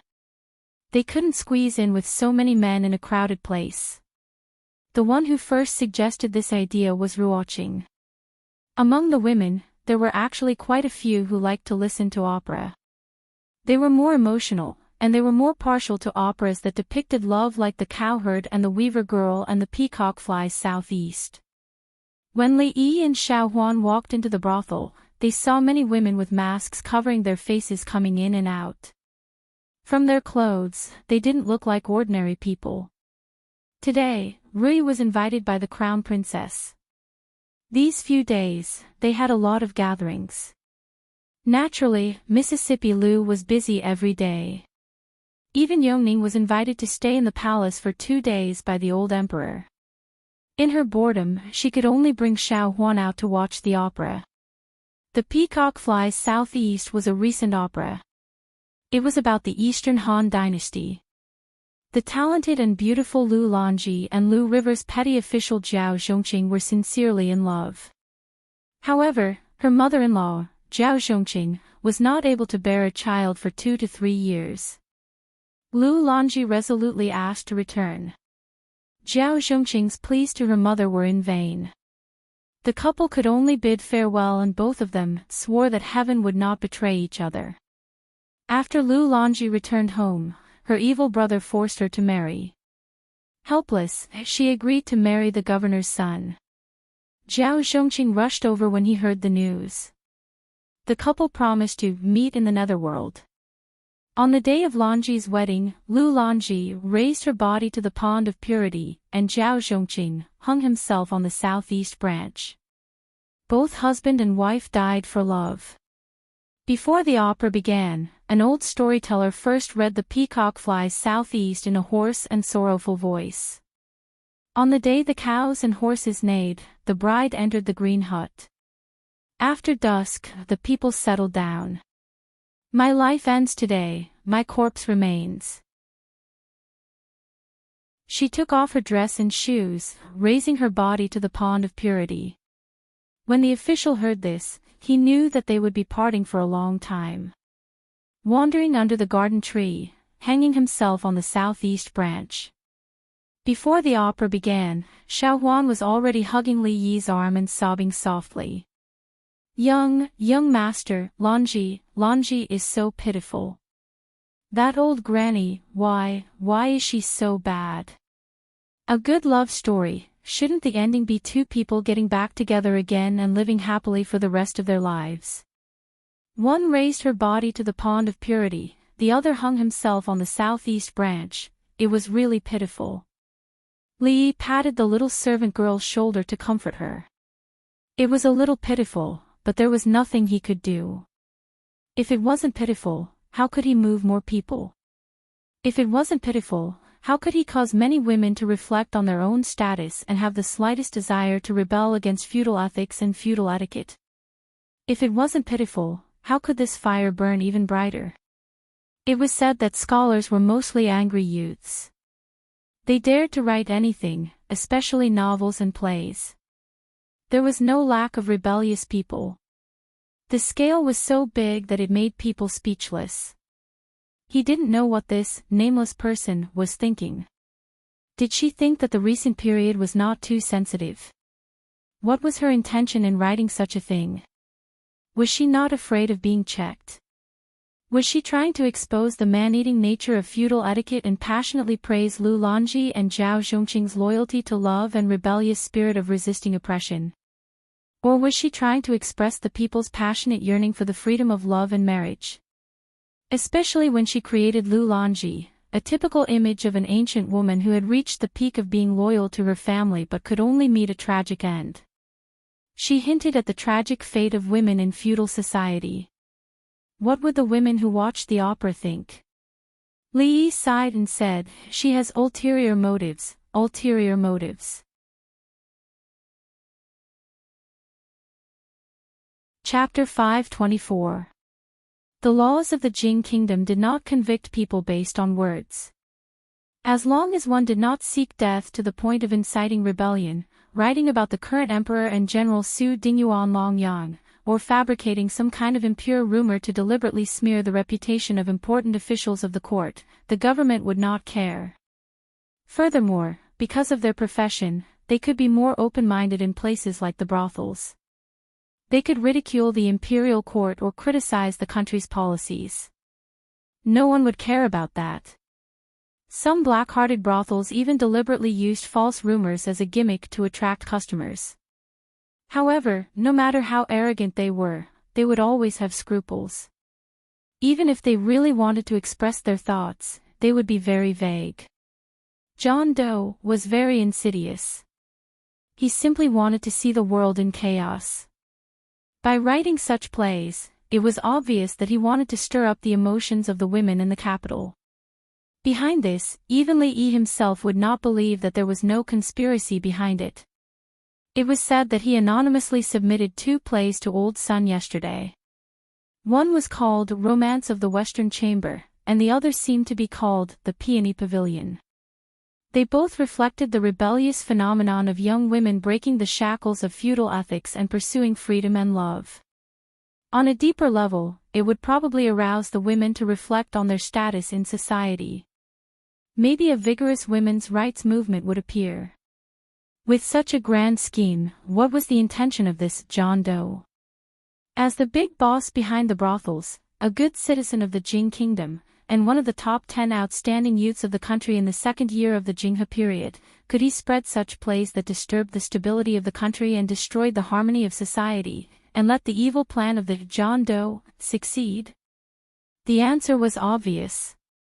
Xiao Huan wiped her tears while listening to the play. In the women's theater next door, there was also a play called The Peacock Flies to the Southeast. There were almost no empty seats in the hall. It was unknown how many women recalled their love that had died before it had even sprouted. Under the curtains, their eyes were already full of tears. Lu Longji's tragic fate resonated with many people. As women, was their fate destined to be like this? Her Royal Highness was the first to stand up for women. But now, Her Royal Highness was imprisoned in the palace, and even the most basic freedom was taken away. After Her Royal Highness, who would think for women? Should they maintain the status quo or strive to fight for something that should belong to them? Countless women fell into confusion. This Lu Dao is also somewhat talented. Emperor Jing opened a memorial, looked at it, and nodded. If I remember correctly, he should have been the Anxi County magistrate before. Chengde nodded and said, yes, Lu Dao was the former Anxi County magistrate. He was transferred to the capital a few months ago. Anxi County is full of talents. First, there was Lu Yi, and now there is Lu Dao. County Magistrate Jing Lu. Emperor Jing boasted a little and said, the court officials are good at making decisions on important matters and overseeing the overall situation. It is inevitable that there will be omissions in these areas. Although Li Yi had long reminded me, other than him, only Lu Dao thought of this point. So, according to what he said, this law will be enforced in Jingdou. In the other provinces and counties, the force will be slightly lighter. With that, he began to draft the edict. Suddenly, a figure walked in from outside the hall. Chengde opened his mouth and was about to speak, but the woman waved her hand. He immediately closed his mouth and left without a trace. Emperor Jing finished drafting the imperial edict and found that the surrounding atmosphere was a bit strange. When he looked up, he said in surprise, "Why is the Empress here?" The beautiful woman dressed in palace attire and wearing a phoenix crown looked at Emperor Jing and said directly, "Your Majesty, when do you plan to release Mingxu?" Emperor Jing thought for a moment and said, "The time is not right. I'm afraid that she will have to endure for a few more days." The beautiful woman frowned and said, "What did Mingxu do wrong?" "She just wanted to do something for the women of the world. Mingxu is already suffering. If your Majesty makes things difficult for her, I will not agree." Emperor Jing said, "When did I make things difficult for her? She is in the morning dew hall every day. She has wine to drink and meat to eat. Other than not being able to go out, her life is much better than mine. I just want to tell your majesty that if you still don't release Emingsu, your majesty will have a headache. The beautiful woman said one more sentence and then turned to leave. Emperor Jing shook his head. Of course, Emingsu had to be released, but he had to wait a few more days. When the heat of the matter died down, it would be much easier. If he brought it up now, there would probably be countless voices of opposition in the court. Your Majesty, in recent days, the public sentiment in Jingdo has become more and more serious. There are even women who have formed organizations. Although we have not seen them do anything, we cannot sit idly by. In the political hall, a supervising imperial censor was reporting the situation in Jingdo to Emperor Jing. Aren't we already preparing to issue a new law? Why is it like this? A few officials furrowed their brows and asked. The supervising imperial censor was depressed and wondered why such a situation had occurred. How would he know? He also felt that after the court issued the law, the hearts of the people in Jingdo would stabilize. Those women would certainly be grateful to the court and no longer be angry. Who would have thought that the matter was becoming more and more serious? Now, it was no longer just a problem of women. No one knew who it was, but the streets and alleys of Jingdo were covered with small notes. There were only a few short sentences on them, such as, women can hold up half the sky, relying on a man can only be a princess, relying on oneself can be an empress. The empress had appeared. Were they going to rebel? Of course, the empress was just a metaphor. This was not important. What was important was that Jingdo was becoming more and more chaotic. A certain man who often beat his wife was found on the street this morning. His face was bruised and swollen, and his original appearance could not be recognized. He could only tremble and continuously say, "Heroine, have mercy." A 7-foot man now subconsciously avoided women when he saw them. It was likely that he would never be a man again in this life. A certain imperial censor who had impeached the princess returned home after a busy day. From his mother to his daughter, no one gave him a good look. There was not even rice in the pot. With great difficulty, he found 2 cold steamed buns to appease his hunger. He went to bed and wanted to be intimate with his wife. However, he was kicked off the bed. His wife was the daughter of a famous family. Although he was the head of the family, his status was only slightly higher than that of the family's dog. He could only be angry when he was kicked. That kick was really painful. A certain imperial censor rubbed his waist and continued, as of this morning, nearly 1,000 women have signed a petition for Her Royal Highness. Her Royal Highness is sharing the country's worries. In a moment of desperation, she has lost her etiquette in the court. It is pardonable. May I be so bold as to ask your majesty to pardon the eldest princess? Censor Lin's words are reasonable. I ask your majesty to pardon the eldest princess. I second that. Without a unified statement in advance, many court officials came out one after another to plead for Her Royal Highness to be pardoned. If great scholar Han had been beheaded, then so be it. Who asked him to not watch his mouth? These few days, the women in the family would disappear from the house from time to time. They did not know what mysterious activities they were doing. Their wives treated them coldly, and their daughters simply ignored them. Later, they found out that they were preparing to organize a group to plead for Her Royal Highness to pardon the eldest princess. Pleading was a common thing, but since ancient times, how could there be a woman who did this? Even if they ignored this matter, the family was still in a mess these few days. If Her Royal Highness was not released, they would really not be able to live on. Chapter 525. Pardon the eldest princess.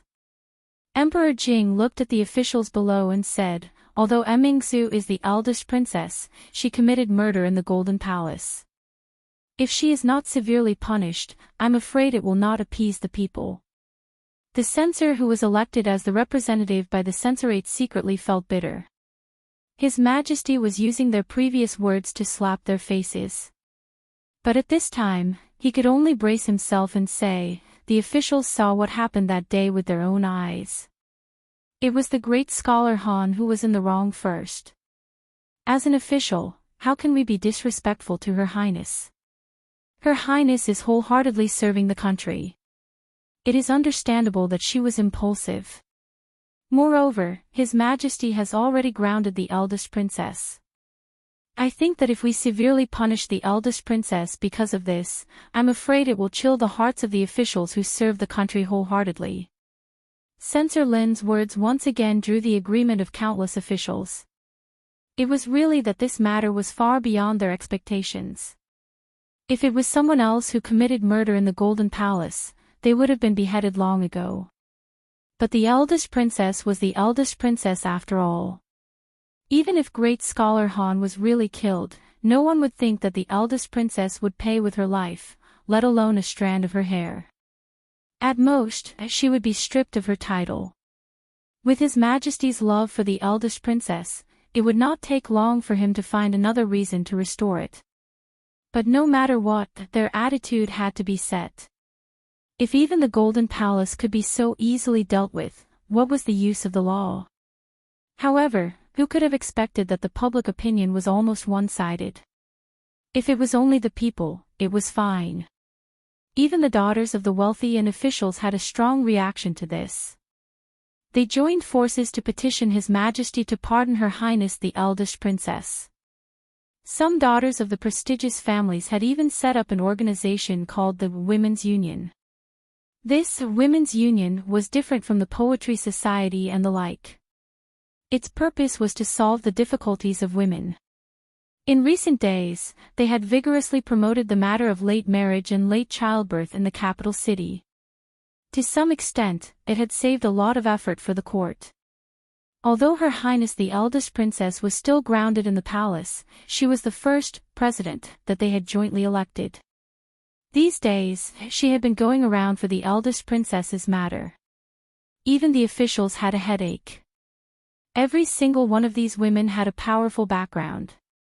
The Wang clan and a few other large clans, families of generals, a few princesses, and even a few ministers of the imperial court had people from their families. This was a force that could not be easily shaken. Since all of you have said so. Emperor Jing looked thoughtful and said, Changde, go to the Morning Dew Hall, you're out so soon. Li Yi looked at Her Royal Highness who was standing in the courtyard in astonishment. It seemed that the officials in the court were even more impatient than he had imagined. Women's Union? Mingsu looked at him and asked, is it your doing? What Women's Union? Li Yi looked back at Li Xian and asked, you did it. Li Xian shook his head. He had indeed done a lot of things these days, including encouraging the Wang clan and a few other large clans and families of generals to unite to put pressure on the imperial court. But this Women's Union really had nothing to do with him. It's a new organization established by some women from influential families in the capital. They said that they wanted to unite and do something for women. They elected me as the first president. I'm considering. When Mingsu hesitated, Li Yi waved his hand and said, what else is there to consider? You don't know what kind of position you have in the hearts of the women in the capital. No one is more suitable than you for this position. The president of the Women's Union was the patron saint of all the women in the Jing kingdom. She had a halo above her head. If she did more practical things for women, half of the world would fall to her side with a wave of her arm. Of course, it was impossible for her to start a vigorous feminist movement now. The concept of male superiority and female inferiority had been deeply rooted and could not be easily changed. In fact, even those women themselves, under the inspiration of the unknown man with ulterior motives, could only have some vague ideas in their hearts and could not be grasped. The establishment of the Women's Union was such a result. They still did not know the direction. They only knew that by doing this, they might be able to slightly change something. They did not dare to think about it before and had never thought about it. Now Her Royal Highness stood up and led them to take a big step forward. Maybe they could take a few more steps in the future. Really has nothing to do with you. Mingzu looked at Li Yi with a face full of doubt. I swear, it's definitely not me. Li Yi raised 4 fingers and pointed to the sky. If this really has anything to do with me, let me. As he spoke, he looked at Her Royal Highness. After a long time, he put down his slightly sore arm, looked at Mingzu and asked, why didn't you stop me? This was definitely not right. Logically speaking, when he was about to swear, Her Royal Highness should not have quickly covered his mouth and said with a touched face, enough, I don't need you to swear, I believe you. Go ahead, I'm listening. Her Royal Highness crossed her arms and looked at him. Boring. Li Yi shook his head, stood up, and walked to the indoor playground at the side. Hey, Li Bingning, can't you just sit there quietly? Why are you playing the slide? Come down. Mingzu looked away from Li Yi's back and looked at Li Xian. Li Xian spread out his hands and said, it's definitely not me, but in my opinion, there is no harm for you to be the president. At least, it will be more convenient for you to do things in the future. After thinking for a moment, Mingzu finally nodded. Sigh, Detective Zhao, how can we stop singing just like that? The tickets have already been sold, the customers will have complaints. Inside the brothel, Old Sun looked at a man dressed like an official with a troubled expression. Sigh, Old Sun, this is what the higher-ups want, we are just following orders. The official with the surname Zhao sighed and said, the imperial court is already looking for that, woo. Say, why don't you think about it, at this time, can this kind of show still be performed? Old Sun's expression changed and said, Detective Zhao, we don't know either, it is not allowed by the imperial court. Moreover, we bought it from someone else. I know. In all of the brothels in the capital, only you have the most conscience. You never spread rumors. Last time, in the case of Deputy Mayor Ma, it was you guys who helped to clear his name. Even the censorate praised you guys. The tile house in the west of the city, which was the first to perform this kind of show, has been completely sealed. Lord Lu specially instructed me not to make things difficult for you guys. Detective Zhao waved his hand and said, Old Sun, don't worry, this matter is not your fault. If you want to blame someone, blame that woo. I came to tell you that Romance of the Western Chamber, Peony Pavilion, and especially Peacock Flies Southeast, don't ever sing again. Got it. Old Sun nodded repeatedly. Alright, I will bring my brothers to other places to take a look. Detective Zhao waved his hand and turned to walk out of the brothel. Everything was fine, why aren't we allowed to sing anymore? Old Sun shook his head in pity. The tile house in the west of the city has been sealed, we can just buy it. Forget it, we will talk about this in the future. That Mulan should start rehearsing.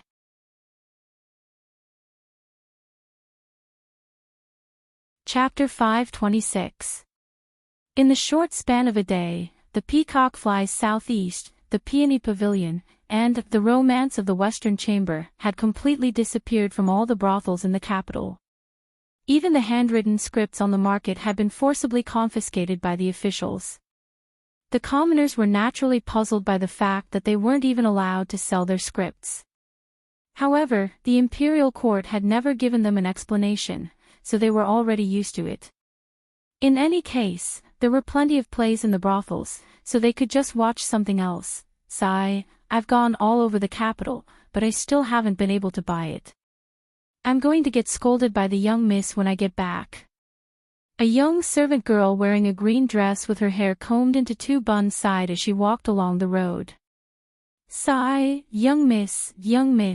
Suddenly, a voice rang out from beside her. The young servant girl turned around and saw a sneaky man waving at her from a corner of the wall. That man was ugly and extremely wretched.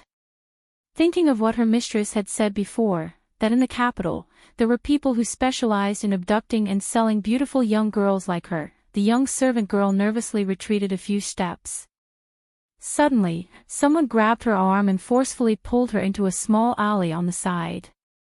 Save! Og! She only managed to shout one word before her mouth was covered. It's over. The young girl's eyes immediately filled with tears when she thought of something extremely terrifying. Young Miss Chin, I'm afraid I won't be able to see you again. Lower your voice, lower your voice. The voice of a man behind her was a little anxious. Sensing that the man had let go of her, the young servant girl immediately took 2 steps back and looked at the man warily. A lewd smile appeared on the face of the wretched man. He unbuttoned his clothes and walked step by step towards the young girl in the corner of the wall. What do you want? The young girl's voice trembled, and her large eyes were filled with endless fear. Young miss, don't be afraid.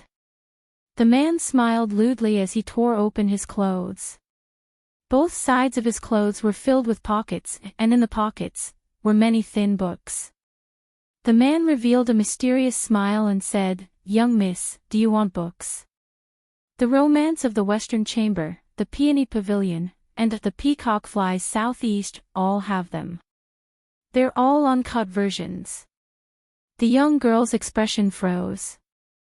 A moment later, the man sent the young servant girl out with a smile and said fervently, Young miss, you can go ask around. My prices here are the lowest in the surrounding 18 streets. If you want to buy any other books, you can come find me here. If you want more than 10 books, I can even lower the price by 1 copper coin per book. That depends on how clear your copy is and how many mistakes there are. The little servant girl waved her hand and said, All right, if you still want to buy it, I will come here to find you. The girl carried the booklets like a thief and disappeared into the crowd in no time. I'm not allowed to sing anymore. Li Yi took a sip of tea and asked. Old Sun, who was sitting to the side, shook his head and said, Yes, the government just sent someone yesterday to say that Peacock Flies Southeast, Romance of the Western Chamber, and Peony Pavilion are not allowed to sing. If you don't want me to sing, then I won't sing. Li Yi waved his hand and didn't care at all. This incident was within his expectations. If it weren't for the incident with the princess, these 3 plays would at most be considered as skirting the boundaries in the current era. They were nothing in the brothel, and there were many other brothels that were even more ambitious than these. Unfortunately, the brothel just wanted to produce some new plays to attract customers, but they encountered such an incident. It was really unfortunate. Moreover, John Doe's goal should have already been achieved. Romance of the Western Chamber and the Peony Pavilion were also banned books in ancient times, but even Sister Daiyu was obsessed with them. Didn't the young ladies of the big families and noble ladies also have a copy of it, hiding it under their pillows in their rooms and secretly reading it when no one was around? Old Man Sun asked with uncertainty, Then, do we still want Mulan? Yes, of course. Why not? Li Yi looked at him and said, Who is Hua Mulan? She is loyal and filial, and joined the army on behalf of her father. She is a heroine.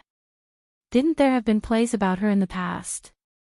We just want people to cherish the memory of heroes. If they can be inspired by their moral integrity, learn to be brave and take on heavy responsibilities, not be greedy for high position and generous salary, serve the motherland, be brave and good at war, be filial to your parents, be brave and strong, that will also be excellent. Challenging feudal ethics and pursuing freedom of love were not allowed. This was very normal. If they had known that John Doe had such intentions, the brothel would not have fallen into his trap no matter what.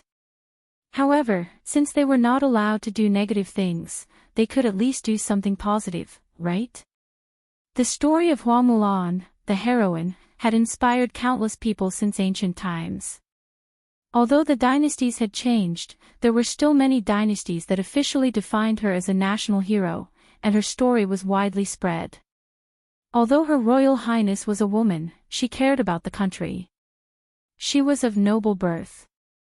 In order to understand the feelings of the people, she was willing to leave the palace and become a small constable. When the country's reputation was about to be damaged, she stepped forward bravely and risked her life to fight a grandmaster. Now, she did not hesitate to be imprisoned in order to speak up for the women of the world and change the unhealthy atmosphere in society. What kind of spirit was this? This was the spirit of internationalism, this was humanitarianism. This was the spirit of patriotism. All the people of the Jing Kingdom, regardless of gender, had to learn from her spirit of selflessness. From this point, they could become people who greatly benefited the people. A person's ability varied, but as long as they had this spirit, they would be a noble person, a pure person, a moral person, a person who was free from vulgar interests, and a person who was beneficial to the people. Her Royal Highness was such a person. Wasn't this the current Hua Mulan? No, Her Royal Highness had even more noble sentiments than Hua Mulan. It was not enough to just be Hua Mulan. When he had time, he would flip through the history books to see if there were any other national heroines who were not inferior to men. Heroes should receive the glory that belonged to them, and should not exist in the dusty history books. You're right, sir. Old Sun looked enlightened. You're really thoughtful, sir. I'll go back and urge them to hurry up and rehearse. Also, I'm afraid that this kind of play will be more popular among the women. When that time comes, we should add a few more women's performances. Fong was arm wrestling with Princess Shanning's guards on the stone table in the courtyard. It was a 1v5. All 5 of them were red in the face, but he still looked relaxed. The arrogant Lolita was so angry that she kept complaining that her guards were useless.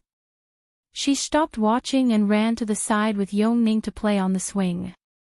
After watching Old Sun leave, Li Yi stood in the courtyard and let out a long sigh of relief. After all, this was a feudal society. To be able to do this was already the best that could be achieved.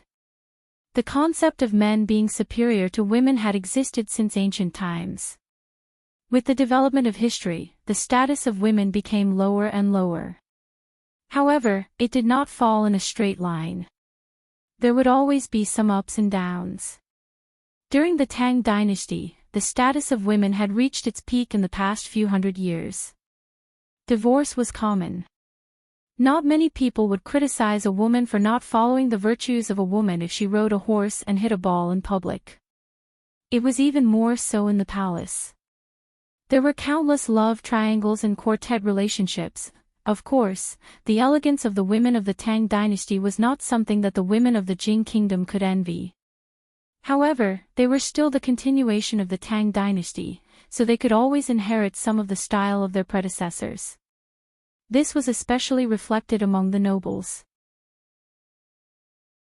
In recent years, the emperor had deliberately supported the poorer students and weakened the influence of the rich families in the court. The poor students had a weak foundation and needed to find a backer.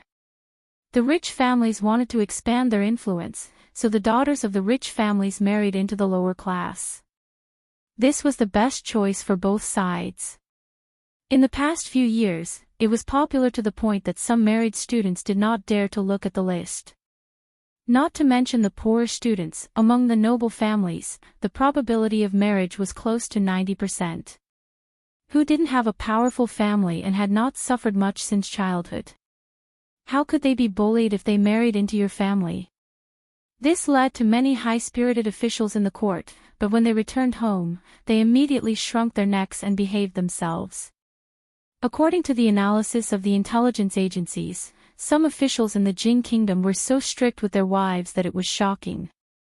Although they might not be influenced by women in some important decisions, in the upper class of the capital, women still had a lot of power. Li Yi didn't expect them to be able to completely subvert the tradition and start a revolution, to lead the women of the Jing kingdom to become the masters, to suppress the men under their bodies. This was impossible. Of course, it was still possible under special circumstances. What's more, the purpose of the nameless man was not to start a vigorous women's rights movement from the beginning.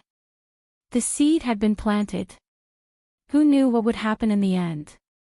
Maybe it would be strangled as soon as it sprouted. Maybe it would grow into a towering tree. But no matter what, there would be some changes. He would leave the rest to Her Royal Highness. To him, this matter had completely come to an end. Li shook his head and stopped thinking about it. At a certain moment, he inadvertently glanced over and his expression changed. Li Bingning, come down. Who allowed you to climb the tree? Li walked into the yard and pointed at the proud Lolita who was sitting on the tree and making faces at him. He said angrily, if you don't listen to me, I won't take you out to play anymore. TSK. The proud Lolita stuck out her tongue at him and waved a bird egg in her hand. She said proudly, look, I dug it out. I'm good, right? The proud Lolita had dared to climb up the tree to dig out a bird's nest. She had already climbed up the tree. The next step was probably going to be the sky. Mississippi Lou had to hide the kite that she brought from the Crown Prince's residence. Will you climb the tree again next time? When Li asked her with a straight face, the proud Lolita hid behind Rui. He could not even see her face. I'll go and cook, Rui said with a smile. There were cooks in the mansion, but Rui still cooked most of the time. Sister Rui, I'll go help you. The proud Lolita slipped away even faster. She stole a glance at Li and rushed into the kitchen before Rui. Li rubbed his eyebrows helplessly. He turned around and looked at the guards who were arm wrestling with Fong. He said angrily, what are you all doing? Don't you want your heads anymore? And you, don't think that I won't scold you just because you're old. Why did His Majesty send you all here? What do you mean by standing at the door all day and dozing off? They didn't even know what their duties were. What kind of security team was sent by the old emperor? The guards immediately stood up. The eyes of the gray-robed old man at the door twitched. It took him a lot of effort to calm down the raging true energy in his heart. Your wife is watching from the side. How could anything happen to Her Highness? Besides, Princess Shining has decided to do something. Do you dare to stop her? Lu Dao, the magistrate of the capital, was very happy today. He was singled out and praised by His Majesty in front of all the civil and military officials in the imperial court. He even received a lot of rewards. Looking at the envious eyes of the big shots who were usually more powerful than him, he felt as if he had drunk a bowl of iced sour plum soup on a hot day. He thought that he would only be able to guard the small piece of land in Anxi County for the rest of his life. He would be able to retire peacefully when he was old. When he was 60, he would have a big house with dozens of acres of land for retirement. He would have filial children and grandchildren. He would never run out of money. He could even have fun with his beautiful concubine every noon. These were not too much to ask for, were they?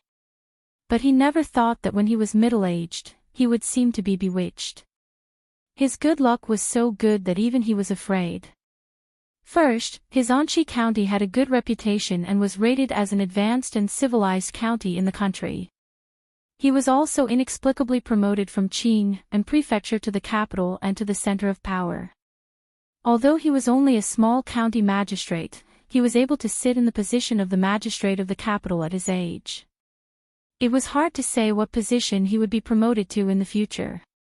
Initially, he thought that as long as he did his job conscientiously, he would be able to catch His Majesty's eye as he was familiar with the way things were done in Anxi County. In any case, he was familiar with the way things were done in Anxi County. But who would have thought that after such a short time, before he had even warmed his seat, he would be summoned by His Majesty and come to the court for a one-day tour. When he returned to the county government, His Majesty's imperial edict and rewards had arrived. Because he was an outsider, he would be ostracized by the county magistrate and others from time to time. When he received the imperial edict just now, he saw that the county magistrate's face was pale with fear. Naturally, he felt proud in his heart. When he came out of the imperial palace just now, Lord Dong also praised him and said many words of encouragement. When Lord Dong was still the magistrate of Qing and Prefecture, he was Anxi County Magistrate.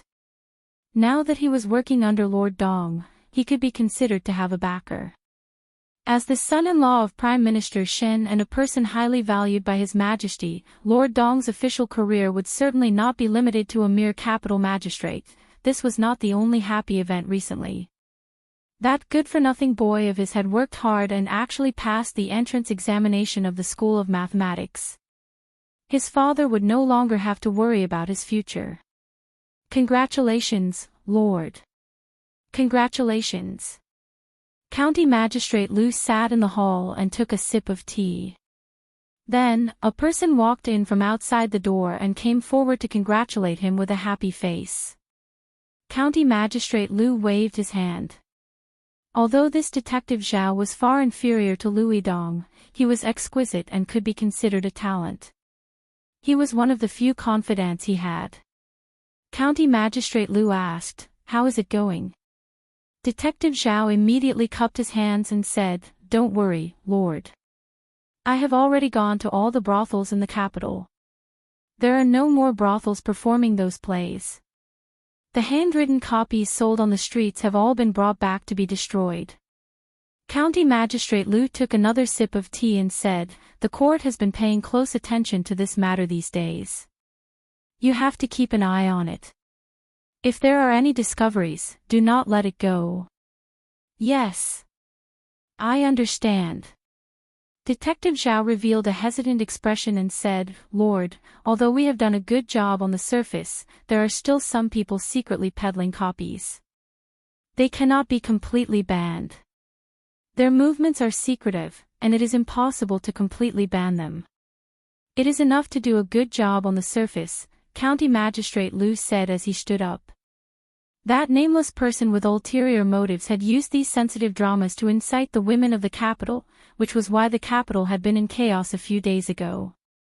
Now that Her Highness had been released from house arrest, even if those dramas were still being circulated in a small circle, they wouldn't be able to cause any more waves. County Magistrate Liu curled his lips as he walked out of the door. Those plays were a bunch of nonsense. They said that women should pursue free love, which violated the etiquette and the law. Fortunately, his daughter had been at home all the time and was not poisoned by those dirty thoughts. However, he still had to listen to the Princess Royal Highness. Yun was only 14 years old this year. He had originally planned to arrange a marriage for her this year, but now it seemed that it would be better to postpone it for another 2 years. County Magistrate Liu walked to the door of his daughter's room and saw that it was unlocked. He wanted to knock on the door and enter, but he saw his daughter leaning over the table and not moving for a long time. "Yun, what are you doing?" He walked in and asked with some doubt. "Ah, father, why are you here?" Hearing the voice, the girl's expression changed and she hurriedly closed the book in her hand. County Magistrate Liu glanced at the book and saw the 3 big words, "Romance of the Western Wing," on the cover.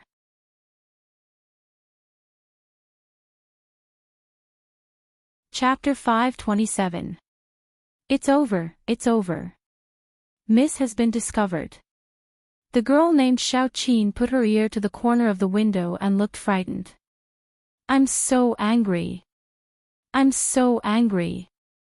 After a while, County Magistrate Liu came out of his daughter's room angrily and locked the door. Seeing the little maid standing by the window, he asked, "Xiao Qin, come here." The little maid trembled and came over. County Magistrate Liu threw the book, Romance of the Western Wing, on the ground and asked angrily, "Tell me, how did Miss get this book?" Master, I. Seeing County Magistrate Liu's angry look, the little maid trembled and couldn't say a word. "Did young master give it to her?" County Magistrate Liu suddenly frowned. This guy doesn't learn good things all day and only teaches his sister bad things. How dare he give her such a shameless book? I'll skin him alive. Ah. The little maid looked puzzled. Young master. It's really that brat. County Magistrate Lou's face darkened and he said, keep a close eye on Miss and don't allow her to step out of the door. Brat, he's getting bolder and bolder. Oh, the little maid stood there in a daze with a silly expression. Dad, it's really not me. The young man leaned against the window and shouted, I've been studying mathematics at home these days. Dad, let me out. Dad, I admit that I went to Jade Courtyard 2 days ago. But what happened to my sister has nothing to do with me. As County Magistrate Lou walked out of a moon-shaped door, the young man's voice gradually disappeared. All of them have grown up. County Magistrate Lou's face was livid. His daughter watched that kind of indecent drama and his son went to a brothel. No matter how he looked at it, it seemed that he, as a father, was not strict with his children. He had been busy with official affairs these days and indeed neglected to discipline them. Hey, where did Lord Lou go? Detective Zhao looked around the county government office with a puzzled expression. Until he saw a figure coming from the arched door, he hurried to greet him and said, Lord, what's the matter? Say it. County Magistrate Lou had a belly full of anger and had nowhere to vent it, so he said coldly. Detective Zhao was startled. He knew that something was wrong with Lord Lou. If he had known earlier, he would have kept a low profile for a while. But now, he had no choice but to bite the bullet. He carefully said, Sir, in the city, the brothel in the city has a new show today. It's called Mulan, Hua Mulan. Lord Lou raised his eyebrows and said, Why is it a woman again? What do they want? Didn't I say that we are not allowed to sing these kinds of nonsense? Now that he heard things related to women, he was annoyed, so he naturally spoke with some anger. In that case, I'll tell them that they're not allowed to sing this song either. Detective Zhao probed. County Magistrate Lou said coldly, You're not allowed to sing. If anyone sings in a brothel again, bring him back. Then, he added, if it's old son, try to persuade him. All right, I'll go now. Detective Zhao nodded. I'll take my leave. He turned his head and walked out, mumbling, Everyone says that Her Royal Highness is the reincarnation of Hua Mulan. Women are not inferior to men. Who is Hua Mulan? How can she be compared to Her Royal Highness? Her Royal Highness. County Magistrate Lou's expression changed, and he immediately said, Come back. Sir, is there anything else? Detective Zhao quickly turned his head. County Magistrate Lou looked at him and asked, Is it just Hua Mulan? Is there anything else? Detective Zhao asked doubtfully, Sir, what do you mean? County Magistrate Lou looked at him and asked, Is there anything about eloping, drowning in the river, adultery, freedom of marriage, or anything like that? Detective Zhao thought about it and said, I don't think so. That Hua Mulan is a heroine. She's loyal and filial. She's brave and smart. The people are saying that Her Royal Highness is, there's no elopement. Why are you reporting that she drowned in the river? County Magistrate Lou pointed at his nose and said, Do you have nothing to do all day? Hua Mulan is a national hero. She's not inferior to men. Why do you care about her singing and praising her? Do you think that I'm not busy enough? Detective Zhao stood rooted to the ground. His breathing was rapid, and his chest was heaving up and down. After a long time, he gradually calmed down. He looked at County Magistrate Lou and said, Sir, I have something to say. I don't know if I should say it. Say it. County Magistrate Lou was affected by what had just happened.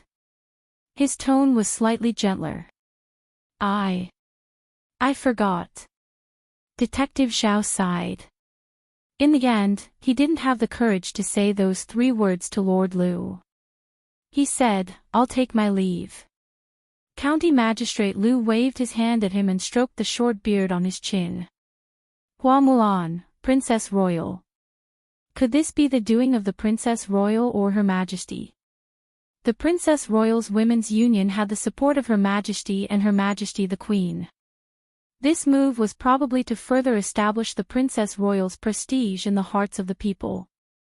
If he messed it up, that was close. County Magistrate Lu patted his chest and was secretly shocked.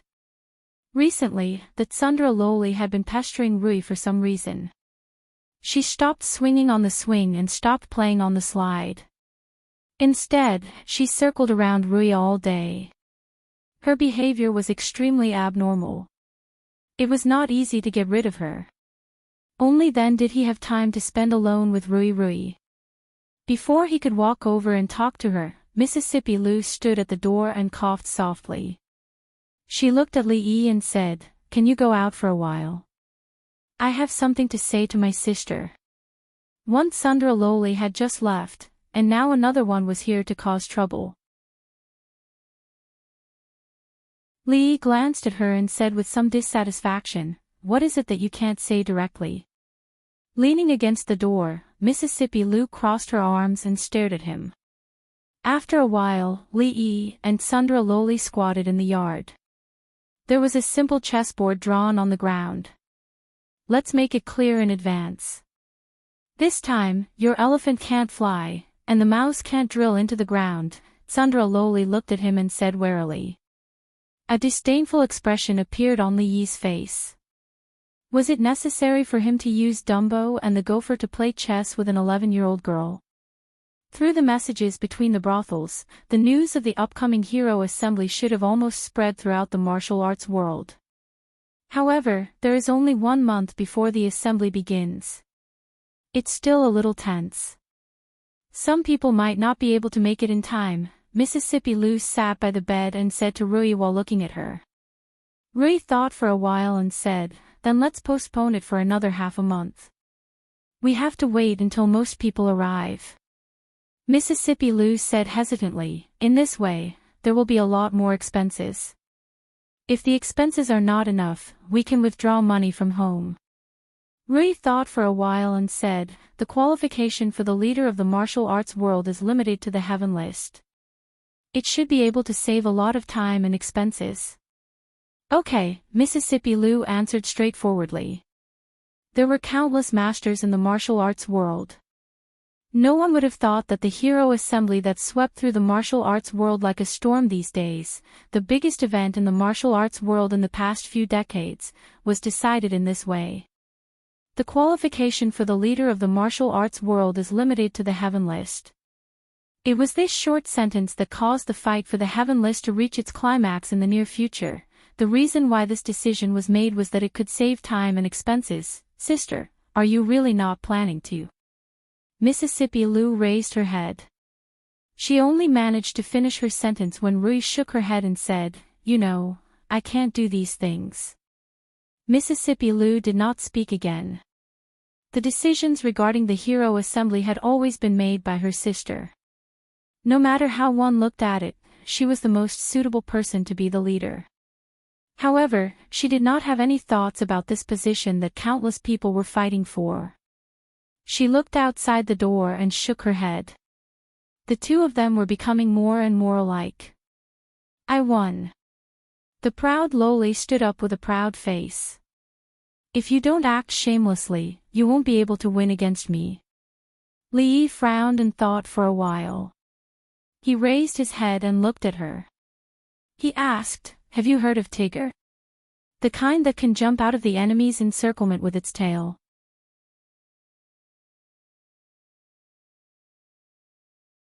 Chapter 528. Have you heard of Tiger?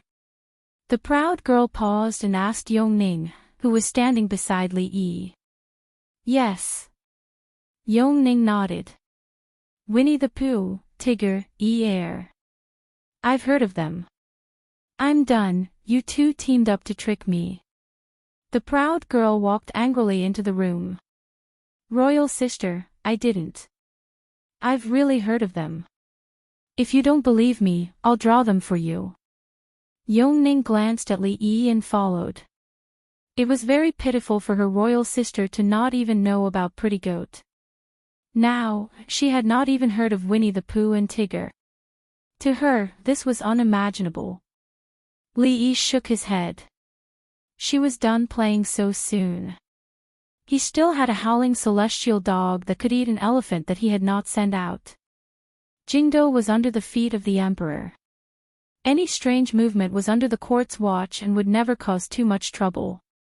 The chaos in Jingdo caused by the eldest princess's incident did not last for long. Under the heavy pressure of the court, it gradually calmed in the following days. In the Jingdo brothels, peacock flies to the southeast was no longer heard of. On the market, it was also difficult to buy Romance of the Western Chamber and the Peony Pavilion, which had already been listed as banned. However, in a woman's boudoir that was difficult for outsiders to enter, there were a few thin books under her pillow and mattress. She would only read them in the quiet of the night. Sometimes her face would flush, and sometimes she would cry. There were also ghost-like figures wandering around the streets and alleys. Their eyes darted everywhere, fearfully avoiding the officials. If they saw a young woman poking her head out on the street, they would carefully approach, pull open a slit in their clothes, and say in a low voice, "Girl, do you want the excellent edition of Romance of the Western Chamber, the Peony Pavilion? 10 copper coins a copy, honest with all ages." The Women's Union, which had made a lot of noise, did not make any big moves after His Majesty lifted the eldest princess's confinement. They only made a lot of efforts to help the court carry out the new policy of women's marriage. Not only did they get a lot of praise in the court, but their influence among women was also growing day by day. The imperial court still did not give up on the investigation of John Doe. This kind of person who had ulterior motives and incited public opinion was really hateful. If they did not control him, he would probably cause more trouble in the future. Of course, none of this had anything to do with Li Yi. These days, he was quite idle. Her Highness the eldest princess was busy with other things. Naturally, the frequency of the Tsundra Lolita leaving the palace could not be too frequent. Although this caused his super invincible celestial dog to not have a place to use it, every few days, he would go shopping with Ru Yi, listen to plays, and play with Yongning and Xiao Huan. His days were rather leisurely. In the blink of an eye, it had been more than a month since Yongning left the palace. "Whose child is that?" Xing Sumo asked Li Yi, looking at the little girl playing with Xiao Chui and Yu Zhu. "A relative." Li Yi could only answer this way. Even the old mistress almost couldn't control herself when she found out about Yongning's identity for the first time. The fewer people who knew about this, the better. Moreover, for her, she preferred the life of an ordinary person at the moment. These days, he would occasionally bring Yongning here. After all, the brothel was getting bigger and bigger. In addition to the capital, it had spread to countless states and counties. The speed of its expansion was astonishing. As the mastermind behind the scenes, as the behind-the-scenes shopkeeper, he naturally couldn't ignore everything. In fact, the interior of the brothel had been divided into various departments. Old Sun was only responsible for singing, acting, and the like. Wan Ruoqing mainly focused on the business under the brothel. Xing Sumo, as the chief designer and general manager of the new lingerie, decided what the women who walked in front of the trend wore and how they wore it. In the details, Li Yi could no longer tell them what to do. As long as he could ensure that there were no mistakes in the general direction, he could let them do whatever they wanted. Of course, today's brothel naturally had more than what was on the surface. The complicated intelligence organization, the loose Second Young Ladies Lu Alliance, and the Chivalry Ranking Board, which had a strong appeal, were all part of this huge organization. By then, that small shack had become so big that no one could ignore it. Yongning walked over from afar and fed a piece of osmanthus cake to Li Yi. She said, "Brother, this osmanthus cake is so delicious. When we go back, let's bring some for Sister Rui, Sister Xiao Huan, and Sister Duanwu." The old man standing behind her was already used to this. He wasn't surprised at how the princess called Li Yi. "Little sister, what's your name?" Xing Zumo squatted down and picked Yongning up. She tapped on her nose and asked, "My name is Li Sini." Yongning wasn't shy at all. She was no longer the silly princess who only stared at the sky. She looked back at Li Yi and said, "Brother, I've seen this sister on TV before." Court examination. Xing Zumo was confused. Li Yi didn't explain to Xing Zumo. Yongning was a child after all. Although he had warned her many times to be careful with what she said in the future and not to tell others what she knew before, a 5-year-old girl would sometimes say whatever came to her mind. Even at home, there would often be such awkward scenes. Rui and Xiao Huan were already used to this. TV means. Anyway, they are praising you for being beautiful. Li Yi thought for a long time but couldn't come up with a reasonable explanation. He looked at her and said, "Children speak without fear. Don't take it to heart." Children's ability to distinguish was not very good. Perhaps they thought she was a character in a costume drama on TV. Actually, after hearing what she said, Li Yi also felt that she was somewhat similar to a famous actress in costume dramas. Children speak without fear. Xing Zumo was dazed for a moment before she understood what he meant. She gritted her teeth and looked at Li Yi coldly. "Let's go. I'll take you out to play." Xing Zumo glared at him and walked out with Yongning in her arms. The gray-robed elder flashed and was about to make a move when Li Yi tugged at his clothes and said, "It's fine." Outside, Xing Zumo was already playing on the swing with Yongning. Li Yi held his chin with one hand. He still didn't see the underwear show he wanted to see, but he saw many pictures of the latest styles. Miss Seng was Miss Seng after all. She bought all the underwear of the women in the brothels in the capital. Although it was far from replacing the underwear, she had actually started the underwear business at the same time. The underwear shop had now become famous in the capital. Until now, although the women in the brothel were the most buying, there were already some bold women who had begun to test the market, especially in the shop with slogans such as, "It's good to be a woman."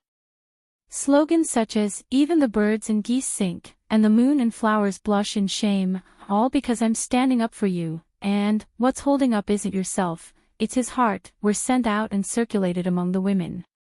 When he took out these advertising slogans, because he looked at Miss Singh a few more times, she threw a few pillows at him. Of course, even if this kind of underwear was still a bit conservative, very few women would wear it.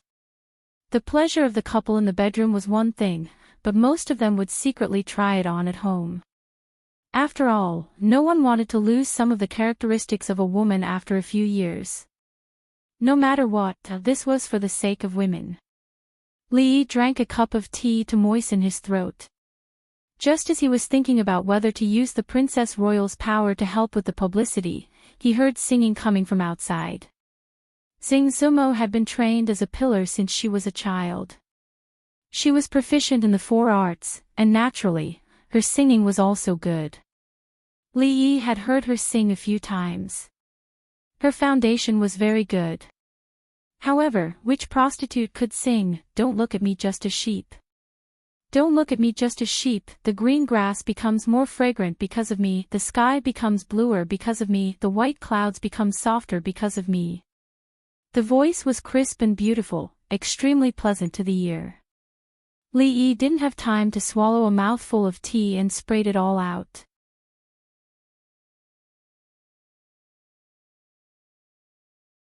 Chapter 529.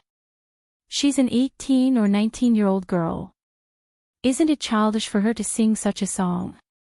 Li Yi shook his head. When he walked into the yard, he heard Xing Zumo's maids, Xiao Chui and Xiao Zhu, whispering. "What happened to that chin from last time? Xiao Zhu glanced in the direction of the swing.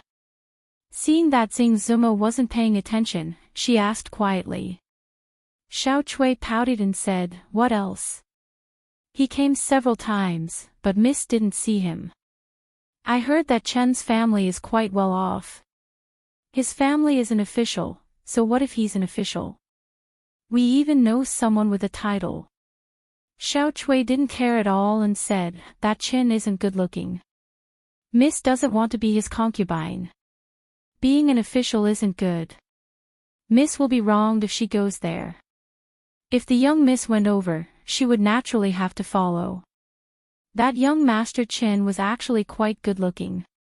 He was a fair-skinned young man, but compared to young Master Li, he was still inferior. Even if it wasn't for the young mistress, for her own sake, she would definitely choose someone she liked more. However, Miss Li didn't seem to have that intention. This wouldn't do. How about waiting until the next time Miss took a bath or changed clothes, and then let Li in? This could be considered. It would be best if the rice could be cooked. Li walked over and asked curiously, "What Chin?"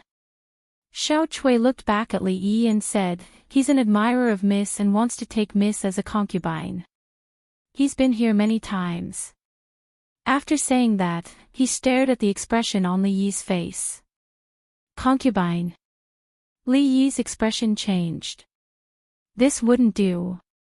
If Goddess Luo Shui ran away with someone else, where would he find such a good chief designer, chief artist, chief brothel manager? Wouldn't everything be a mess? Seeing the expression on his face, Xiao Chui finally relaxed.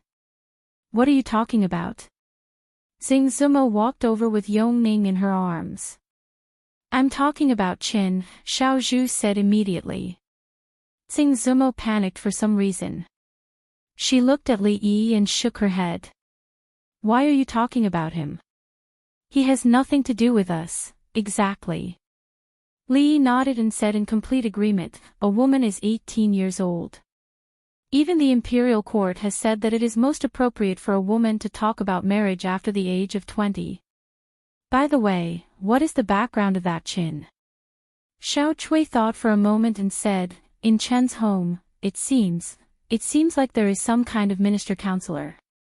"What kind of wolf is a squire wolf? Does it bite people?" Xiao Zhu asked suspiciously. "Minister-counselor." Li Yi shook his head and said, "How can a mere minister-counselor be worthy of your miss? The son of the minister-counselor is even more unworthy.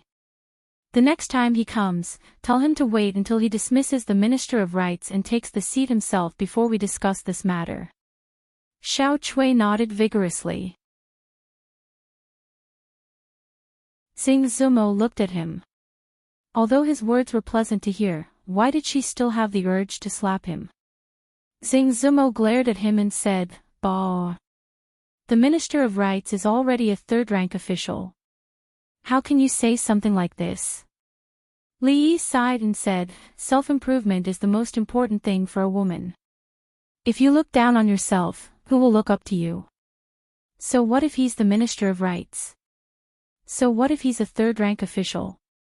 You are the famous Luo Shui goddess of the Jing kingdom. Just say the word, and the line of suitors will stretch from here to outside the city. How can you not have this little bit of confidence?" Xing Zumo, Li Yi waved his hand and said, "Don't worry, after today, I will arrange for a few more people to guard this place. If that Qin guy dares to disturb again, break his legs. I haven't thought about marrying yet." Xing Zumo glanced at him and said. Li Yi nodded and said, "That's right. As citizens of the Jing kingdom, we must respond to the call of the country. Don't be in a hurry to marry." They came in a particularly relaxed mood, but they were a bit annoyed when they left. This bastard surnamed Qin, why did he come to make trouble at this critical time? Miss Zhang was only 18, 2 years away from turning 20. She couldn't even get a marriage certificate, let alone ask for a marriage. Besides, the Ministry of Rights was surnamed Qin. Wasn't this clearly related to Duke Chen's mansion?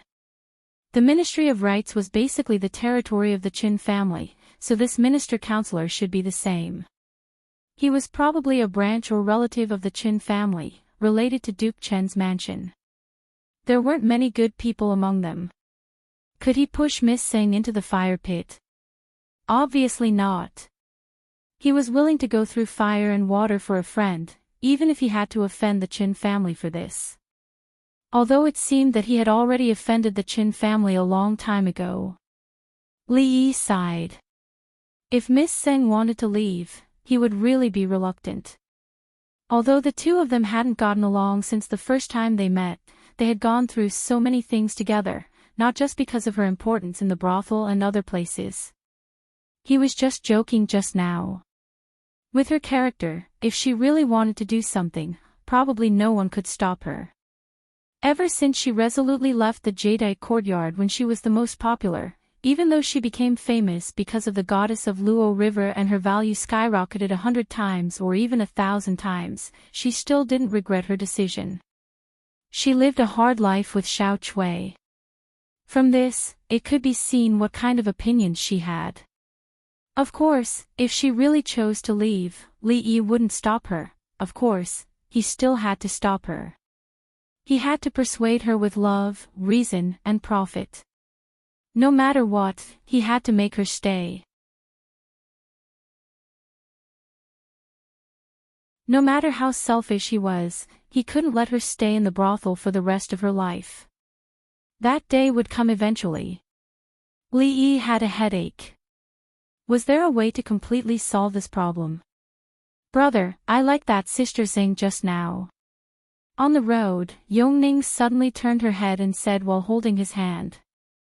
Li Yi squatted down and picked her up, letting her sit on his shoulder, and said, "Why does Cindy like her?"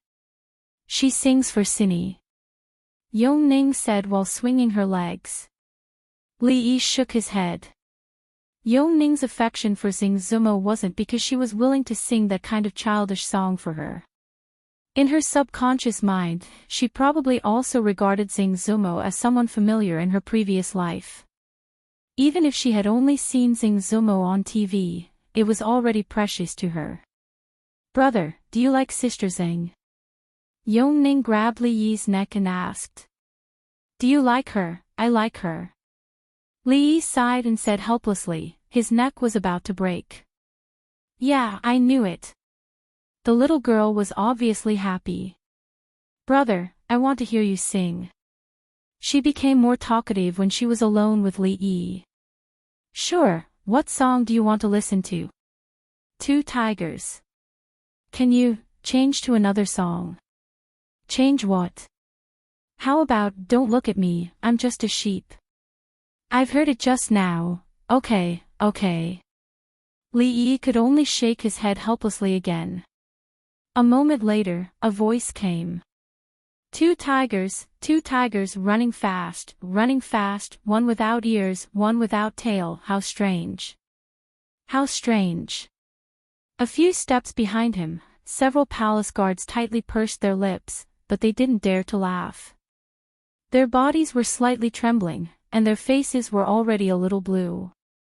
Even the faces of the two gray-robed old men twitched when they raised their heads to look ahead. Hearing this strange movement behind him, Li Yi turned around and saw their expressions. He said coldly, "If anyone dares to laugh today, I'll push the merry-go-round for the whole day tomorrow." This was a life-threatening task. When the guards heard this, their expressions immediately turned serious and no longer showed the slightest hint of surprise. Li Yi turned around with satisfaction and continued to sing, "Two tigers, puff. Ha. I really can't help it." All the guards clutched their stomachs and staggered. Li Yi's expression was calm, and he didn't look back. Fong had been working hard these days, and it was time to take a few days off to relax.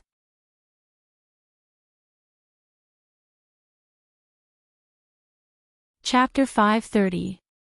Don't underestimate me just because I'm a sheep. The intelligence of a sheep is unimaginable. Xiao Wan hummed the song she had just learned to prepare for tomorrow's Mid-Autumn Festival. Ever since she could remember, she had always spent the Mid-Autumn Festival in the stockade village. First, she spent it with the master and the young mistress. Then, it was only the young mistress and the young mistress. Then, she had the young master. From then on, the Mid-Autumn Festival was different from before. Everything was good in the capital city, except that the moon was not as round as in Qing and Prefecture. She still remembered that the young master told them the story of Chang-Yi flying to the moon last Mid-Autumn Festival. Of course, there were even more incredible things about the moon. However, it was fine that the moon was not round, but the key was that the son-in-law seemed to be very happy. In Xiao Huan's memory, the son-in-law was not that happy during the Mid-Autumn Festival or the 15th of every month. So every few days, she would feel a little worried. She did not know why there was such a change now, but change was always good. Ever since that little princess came to the house, the son-in-law had changed a little. Sometimes, she would have a sour feeling in her heart.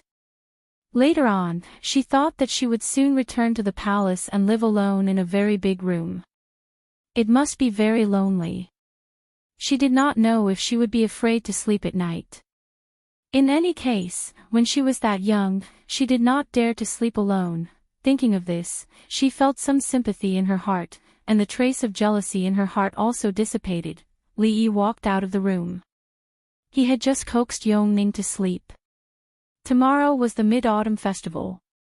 Although he wanted to keep her, the old emperor would definitely not allow it. It had only been less than a month and a half, and the old emperor had called her back to the palace for 3 days. Rounding it up, it was 10 days. He had to postpone it for 10 days next month.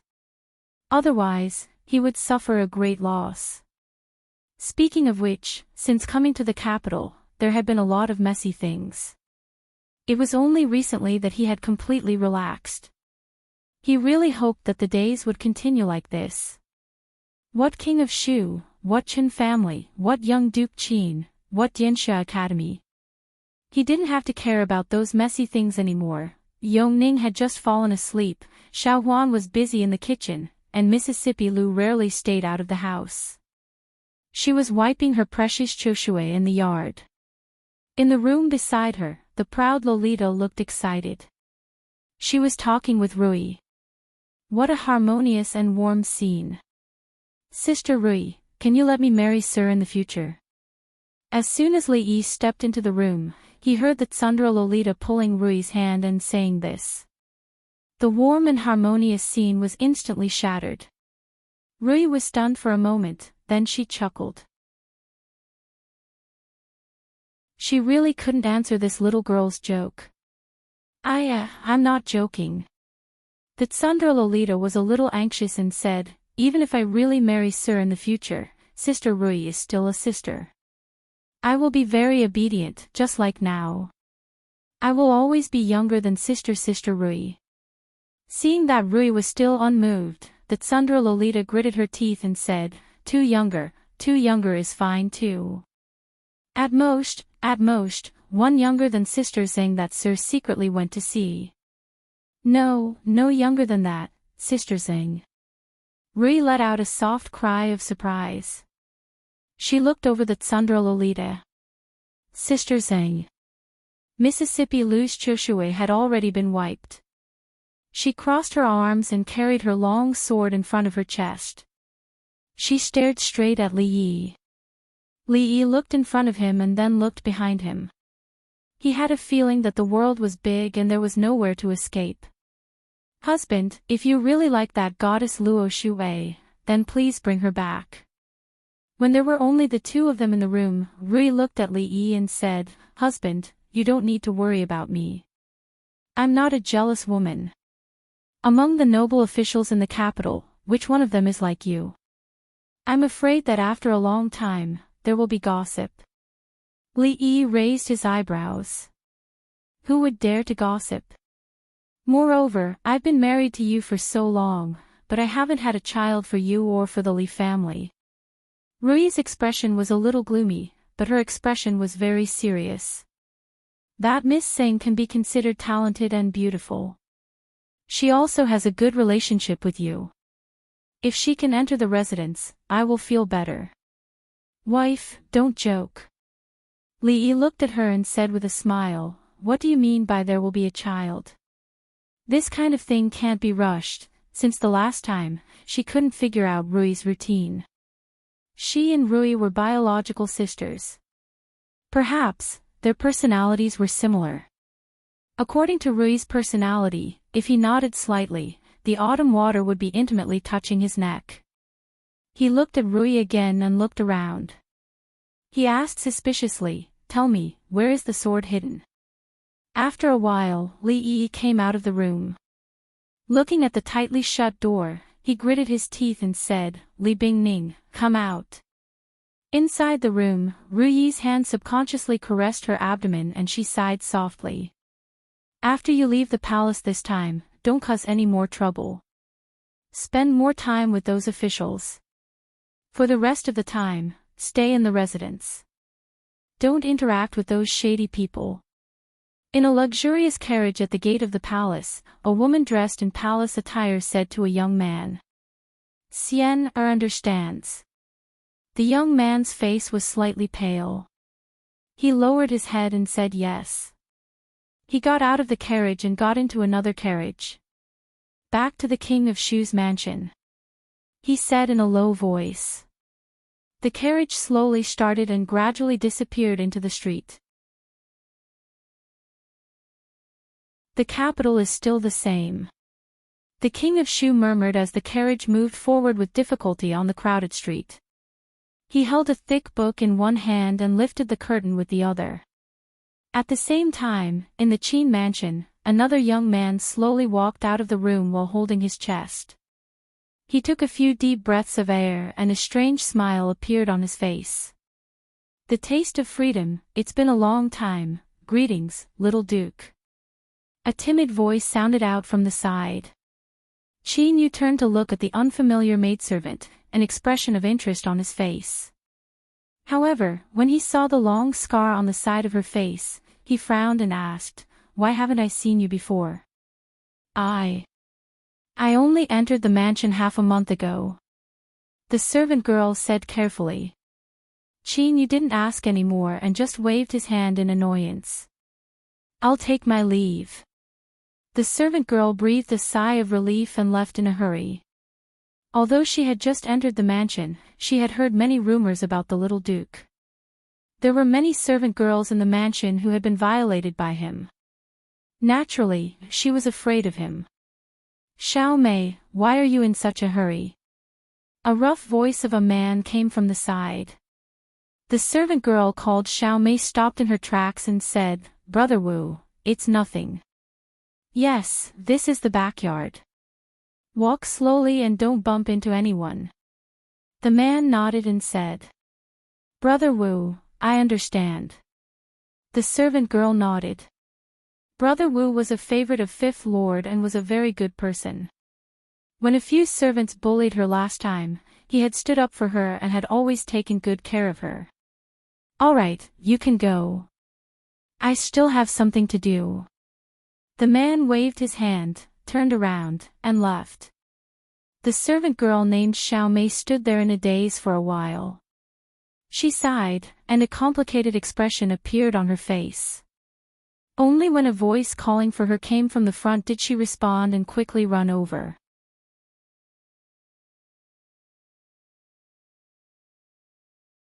Chapter 531.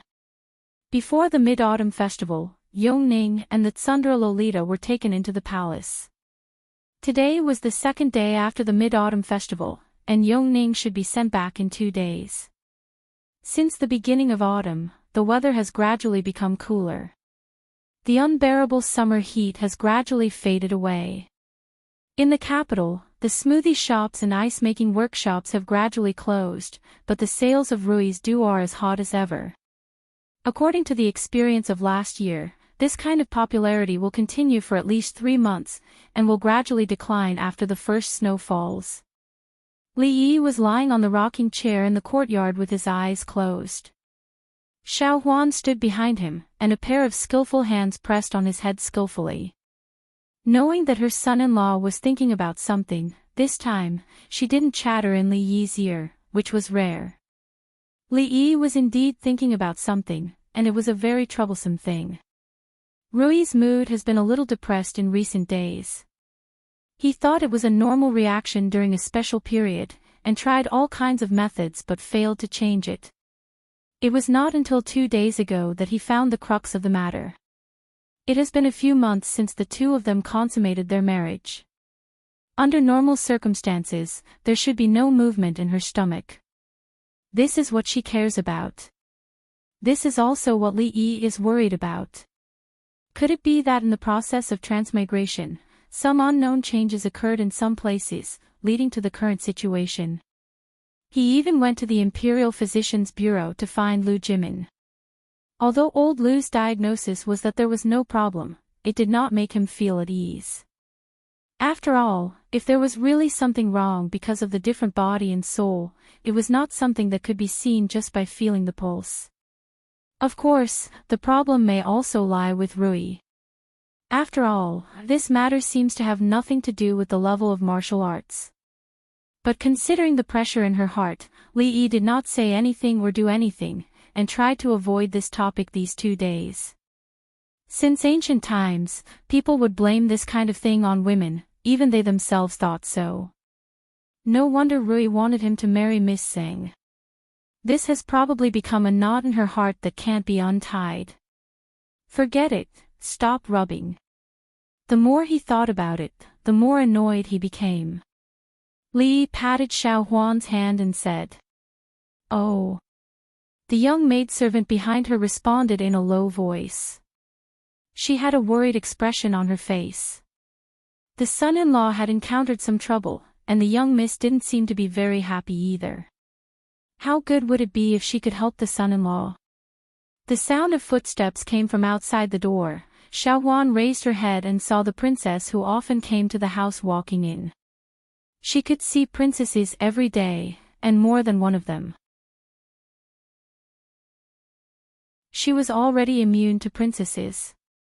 "Xiao Huan, brew a cup of tea." Li Yi casually stretched out his hand as a greeting and said, "Sit anywhere." The maidservant looked around. There wasn't even a chair here. Did the son-in-law want the princess to sit on the floor? "Guild leader, you shouldn't be so free lately, right?" Li Yi asked lazily as he looked at the princess. And Mingzu didn't sit down. She looked at him and said, "The specific things are naturally done by the subordinates. I'm not that busy." Li Yi sat up from the chair and looked at her. How could she not be busy? The women's union didn't bring all the women together to hold a party every day to discuss which perfume smelled better or which brassiere was more stylish. They clearly could do more things. And Mingzu looked at him and asked, "When the women of the noble families in the capital unite, they can indeed do some practical things for more women. How did you think of it?" Li Yi stood up from the chair and said, "What do you mean, how did I think of it? The women's union is the crystallization of the wisdom of the women in the capital. What does it have to do with me?" The princess nodded and said, "I always feel that the women's union can do more than help the court implement the law of delaying the age of marriage for women. What do you think?" Li Yi waved his hand and said, "I don't understand the matters of you women, say a few words." And Mingzu looked at him and said, "Delaying the age of marriage for women and standardizing the midwifery procedures were all proposed by you." "I really don't understand, say it." Li Yi hesitated for a moment and said, "Then I'll simply say a few words." "I'm all ears," the princess said as she sat in the chair that Li Yi had just sat in. This women's union, of course, has more than just that. Women are of low status and are often bullied. In this case, even the government sometimes doesn't give them justice according to the law. Your women's union can act as an umbrella for these women. While standardizing the law, you can also return a clear sky to the capital. After the implementation of the new marriage law, it will make the lives of many poor families in the capital more difficult. You can provide these women who have reached the age of 13 with jobs that they can do. For example, embroidery, printing and dyeing, perfume workshop, soap workshop. These jobs are actually suitable for women so that they can support themselves and even the whole family. Open up a female school, pick out some talented women, and focus on training them. For example, female doctors, female accountants, female shopkeepers, female spies, female assassins, and so on. Our business will grow bigger and bigger in the future, so we can't do without these. Female spies, female assassins. Mingsu looked at him in surprise. What does this have to do with business? This is not important. Li Yi waved his hand and said, embroidery, printing, and weaving are more important. Let Li Xian improve the loom, and also improve the recipe of dyes. Don't make cloth, make clothes. Forget it, you don't need to worry about this. I'll arrange it. Women's school, you have to pay enough attention to it. Don't teach women's commandments, don't read women's biography, learn management, learn technology. 2 hours later, Li Yi drank the tea that Xiao Huan brought over in one gulp and said, I'll just say a few words. Do you remember? Mingzi nodded, then shook her head and said, to do so many things, I'm afraid it will cost a lot of money. The national treasury is already tight, they won't use the extra money on these things. The imperial court. Li Yi curled his lips. If the imperial court wanted to interfere, he wouldn't agree to it. Li Yi looked at the princess and asked, are you short of money? Is Li Xian short of money? I'm short of money, I'm short of money. Mingsu thought for a while, then shook her head and said, not short of money. Li Yi asked again, since we are not short of money, why do we need to ask the imperial court? Does this matter have anything to do with the imperial court? Mingsu thought for a while, but still didn't understand what he meant. Why don't you say a few more words? Li Yi sighed and said, then I'll say a few more words. 2 hours later, the princess stood up and looked at Li Yi and said, I understand. Li Yi let out a long sigh of relief and patted her shoulder. With an extremely serious expression, he said, good luck, I believe in you.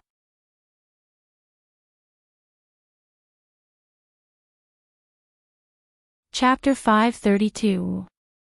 Something is not quite right. Before the princess left, she suddenly turned around and looked at Li Yi with bright eyes.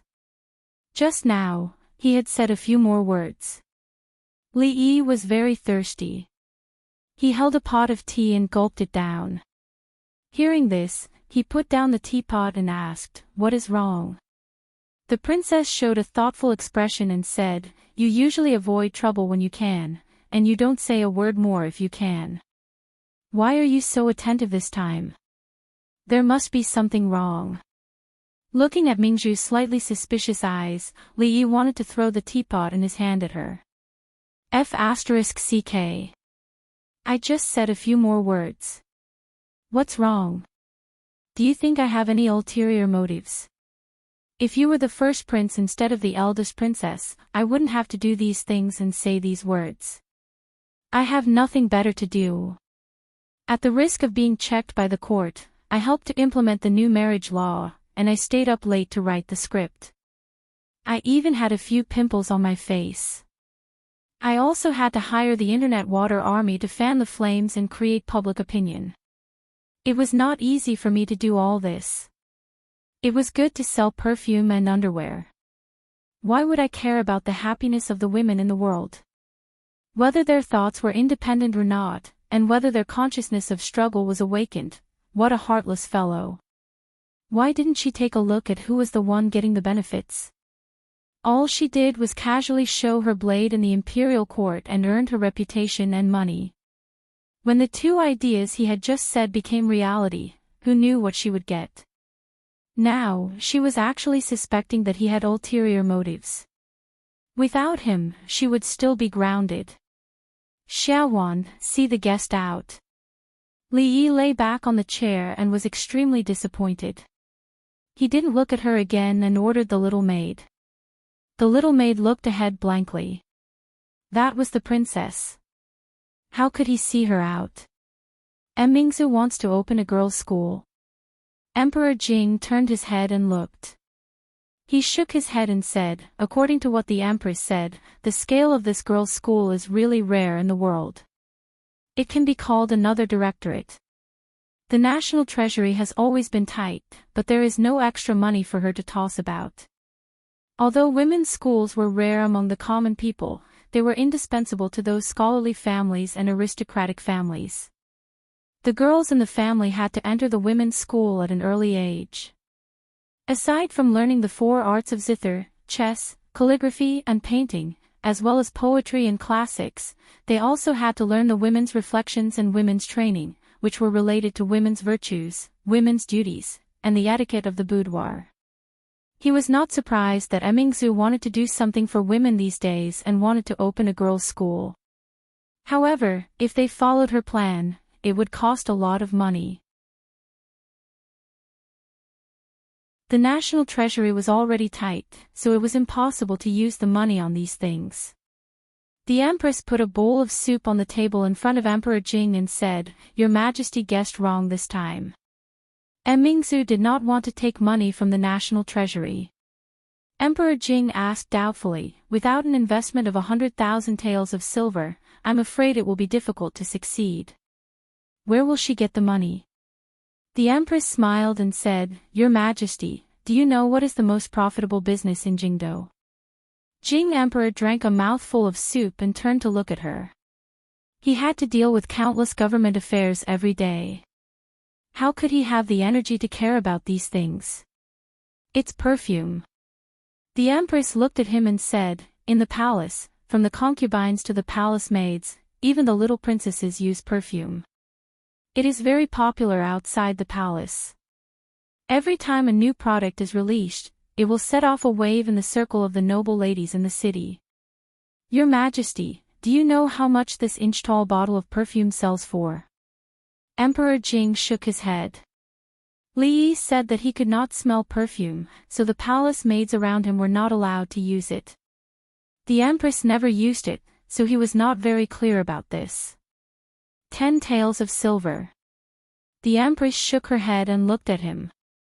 1 bottle is 10 taels of silver. Even so, there are still countless people scrambling for it. What's more, perfume is only one of the industries under Mingzhu's name. The profits of soap and liquor are not inferior to perfume.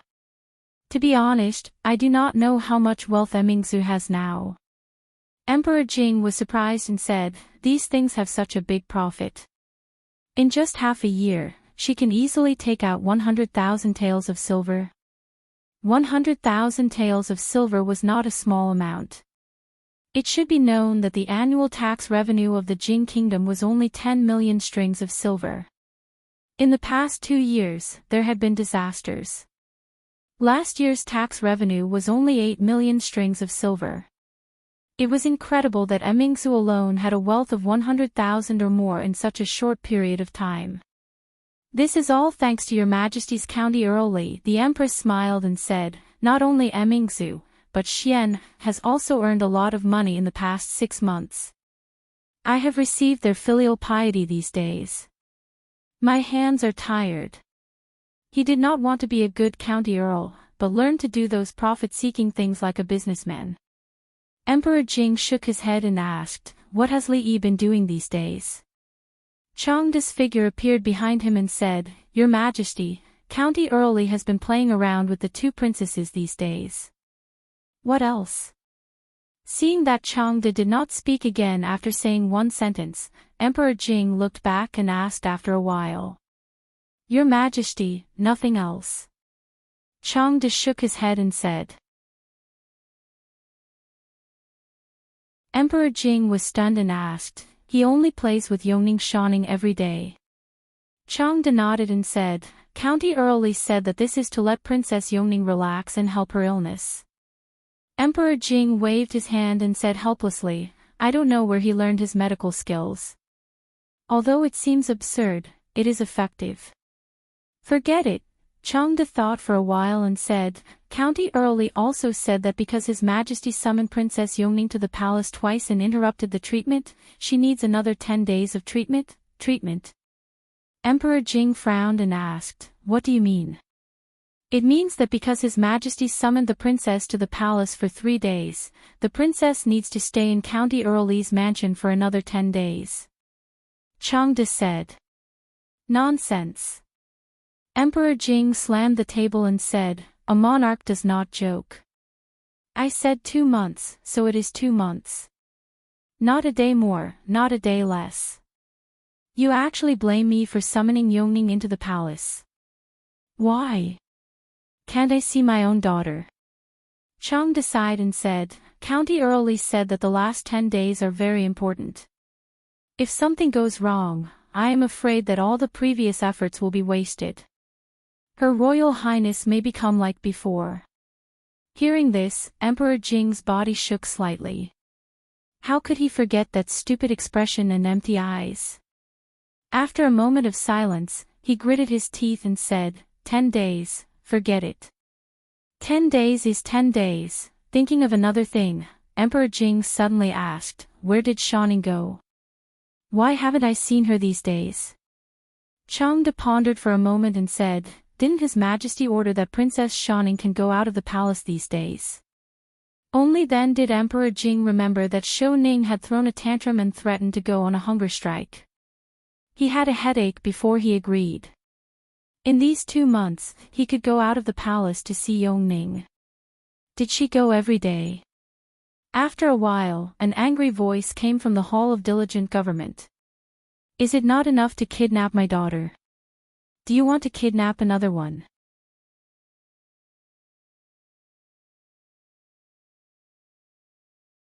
Chapter 533. Yongning's condition is more urgent. Should we add a few more courses of treatment? Li Yi thought about it carefully and felt that the old emperor wouldn't agree. According to the information he got from Changde, it might be a big risk if he pushed it further. Forget it, it's better not to take this risk. After fooling around for 10 more days, there was still half a month left to squander. Yongning didn't realize at all that she would return to the palace in half a month. She ran in the yard, picked up the paper planes that had flown out, and let out a crisp laughter. Xiao Chui and Xiao Zhu were very depressed, because the distance the two of them flew with their paper planes was not as far as Yongning, not to mention that she was still a little girl. This made the two big sisters suffer quite a blow. Li Yi glanced at them. It would be a miracle if they could fly past Yongning. He had found the method of folding paper airplanes from a book called Advanced Paper Airplanes Encyclopedia. He had accidentally glanced at it and saw it as Advanced Paper Airplanes Encyclopedia. He had wondered how such a book could be placed in the provincial library. Airplanes were also divided into high and low levels, and did it need to be taught? This is the account for the past half a month. Have a look. Xing Zumo threw a thick account book in front of him. Yes, he was now at Xing Zumo's place again. Of course, it wasn't because he wanted to marry Miss Zheng and have children. It was because Yongning insisted on pestering him to come over every time. In the past few days, he had heard Little Bunnies Be Good, Flying Bugs, and Where is Spring? To be honest, seeing Yongning and Miss Zheng being so close, he actually felt a kind of sour feeling in his heart. So what if she was beautiful and sang well? Li Yi tore 2 pieces of paper from the back of the account book and folded 2 paper planes. However, because the paper was too thin, they didn't fly very far. He was too lazy to do such a boring thing as looking at the account book. He reached out to grab a handful of melon seeds and asked casually, "Where is Ruoqing?" Seeing that half of the seeds in front of her were gone, Xing Zumo silently moved the bag of seeds closer to her and said, "He went to the underwear store and will be back at night."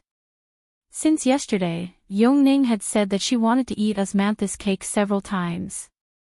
In fact, Li Yi also wanted to eat it. With the same ingredients and the same method, the taste of the cake he made was far from the one made by Wan Ruoqing. Li Yi always suspected that she had some ancestral secret that she didn't tell him. While looking at the latest lingerie illustration designed by Xing Zumo, he was munching on melon seeds. Although the style was still a little conservative, it had a unique flavor. No wonder those men couldn't hold themselves back when they saw it. Li Yi looked at the album and then looked at Tsingzumo. He imagined a certain scene and felt that he wouldn't be able to hold himself back if it were him. "Why are you looking at me?" Tsingzumo subconsciously hid back. She always felt that Li Yi's eyes could see through her clothes and see the purple underwear she was wearing today. It was an indescribable strange feeling. "I won't lose a piece of flesh just by looking," Li Yi said and rubbed his nose. Fortunately, it wasn't bleeding, but he didn't dare to look again. Once you started eating melon seeds, you couldn't stop. Li Yi finished the one in his hand. When he reached out again, he found that Tsingzumo was holding the bag in her hand and looking at him angrily. She looked at Li Yi and said, "That's all there is left." Li Yi curled his lips. "Tisk, it's just melon seeds, and it's even the original flavor. It's as rare as anything." If he told her that melon seeds had 5 spice, cream, jujube, and cucumber flavor, wouldn't this woman go crazy? If it was in the future, he wouldn't want such disgusting melon seeds even if they were given to him. "Look, what's that?" Li Yi inadvertently glanced behind Tsingzumo and suddenly widened his eyes. He said with great surprise, "Guanyin Bodhisattva has appeared." "What?" Tsingzumo hurriedly turned around. When she saw the empty sky without even a single cloud, she finally realized something. Li Yi held the embroidered bag in his hand and ignored Tsingzumo's murderous eyes. He pointed at a style of underwear and said, "This color can be a little more colorful, a little wilder." Tsingzumo glared at Li Yi and stood up angrily. When she turned around and walked to Yongning, she immediately put on a smile and said, "Cindy, come here. Sister will help you fly." Okay. Yongning said happily. She looked at Li Yi and found that he had his back to her. She quietly ran to Tsingzumo and whispered, "Shoot, Sister Tsing, come here. I'll tell you a secret." "What secret does Cindy want to tell Sister?" Tsingzumo squatted down and asked with a smile. Yongning looked at Li Yi again and whispered, "Last time I asked brother if he liked Sister Tsing. Brother said he liked her." Tsingzumo was startled. She could roughly guess what the scene was like at the time. However, she still had a little expectation in her heart. She asked, "How did Cindy ask?" "Cindy first." Seeing the little girl's serious answer, Tsingzumo shook her head. It was not much different from what she had guessed. However, he was probably just coaxing the little girl. How could he like her? She pinched Yongning's little face and felt inexplicably disappointed. However, she still smiled and said, "Come, Sister will help you fly. By the way, why is this called a paper plane?" "What is a plane?" Yongning didn't answer this question. She said mysteriously, "Also, brother said last time that he wanted to marry Sister Tsing as a concubine and bring Sister Tsing home." "What is a concubine? When will Sister come home with us?" Tsingzumo's body shook, and the smile on her face froze. The paper plane in her hand also fell to the ground. Li Yi looked at Tsingzumo walking back to the room with her head down. She didn't seem to be in a good mood. "It can't be, just because I ate a small bag of melon seeds." "Hey, what's wrong with you?" "I'll return the melon seeds to you." "It can't be, how about I buy a big bag for you?" Hey, why did you close the door?" Seeing her go in and close the door, Li Yi stood up in shock. He was a little confused. "It's just a few melon seeds, Qin Manor, in a certain exquisite courtyard. Congratulations on your recovery, Brother Qin." "Congratulations, young Duke Qin. Young Duke Qin has just recovered from his injury, so it's not suitable for you to drink. This toast is for you." Young Duke Qin was an influential figure in the capital's foppish circle. Not only was his status respected, but his luck was also different from others. He was violently beaten by Crown Prince Li Xian, slapped in the face by Li Xianzi, and grounded by Prime Minister Qin for half a year. It was not easy for him to end his grounding early. But in less than 2 days, he was seriously injured by a righteous man who saw injustice because he molested a woman on the street. Several of his ribs were broken, and he had been recuperating at home until today. Such a bumpy experience made those who saw it sad and those who heard it cry. Everyone was watching with wide eyes to see what the next unfortunate thing that young Duke Qin would encounter would be. There were only 2 people who could sit at the same table as Qin Yu. Cui Qingyu took a sip of wine and asked, "That thief still hasn't been caught?" Chen Lijun shook his head and said, "That person acted decisively. Before the officers arrived, he had already left the city. Although he left his name behind, for people like that, once they escape, it will be as difficult as ascending to the heavens to catch them again." "It's fine." Qin Yu shrugged as if he didn't care much about this matter. He asked, "I heard that your highness also left the palace." "Just 2 days ago." Cui Qingyu nodded and said, "With your highness's temper, why didn't you find trouble with that person?" Qin Yu raised his eyebrows and asked, "You mean Li Yi?" Cui Qingyu glanced at him.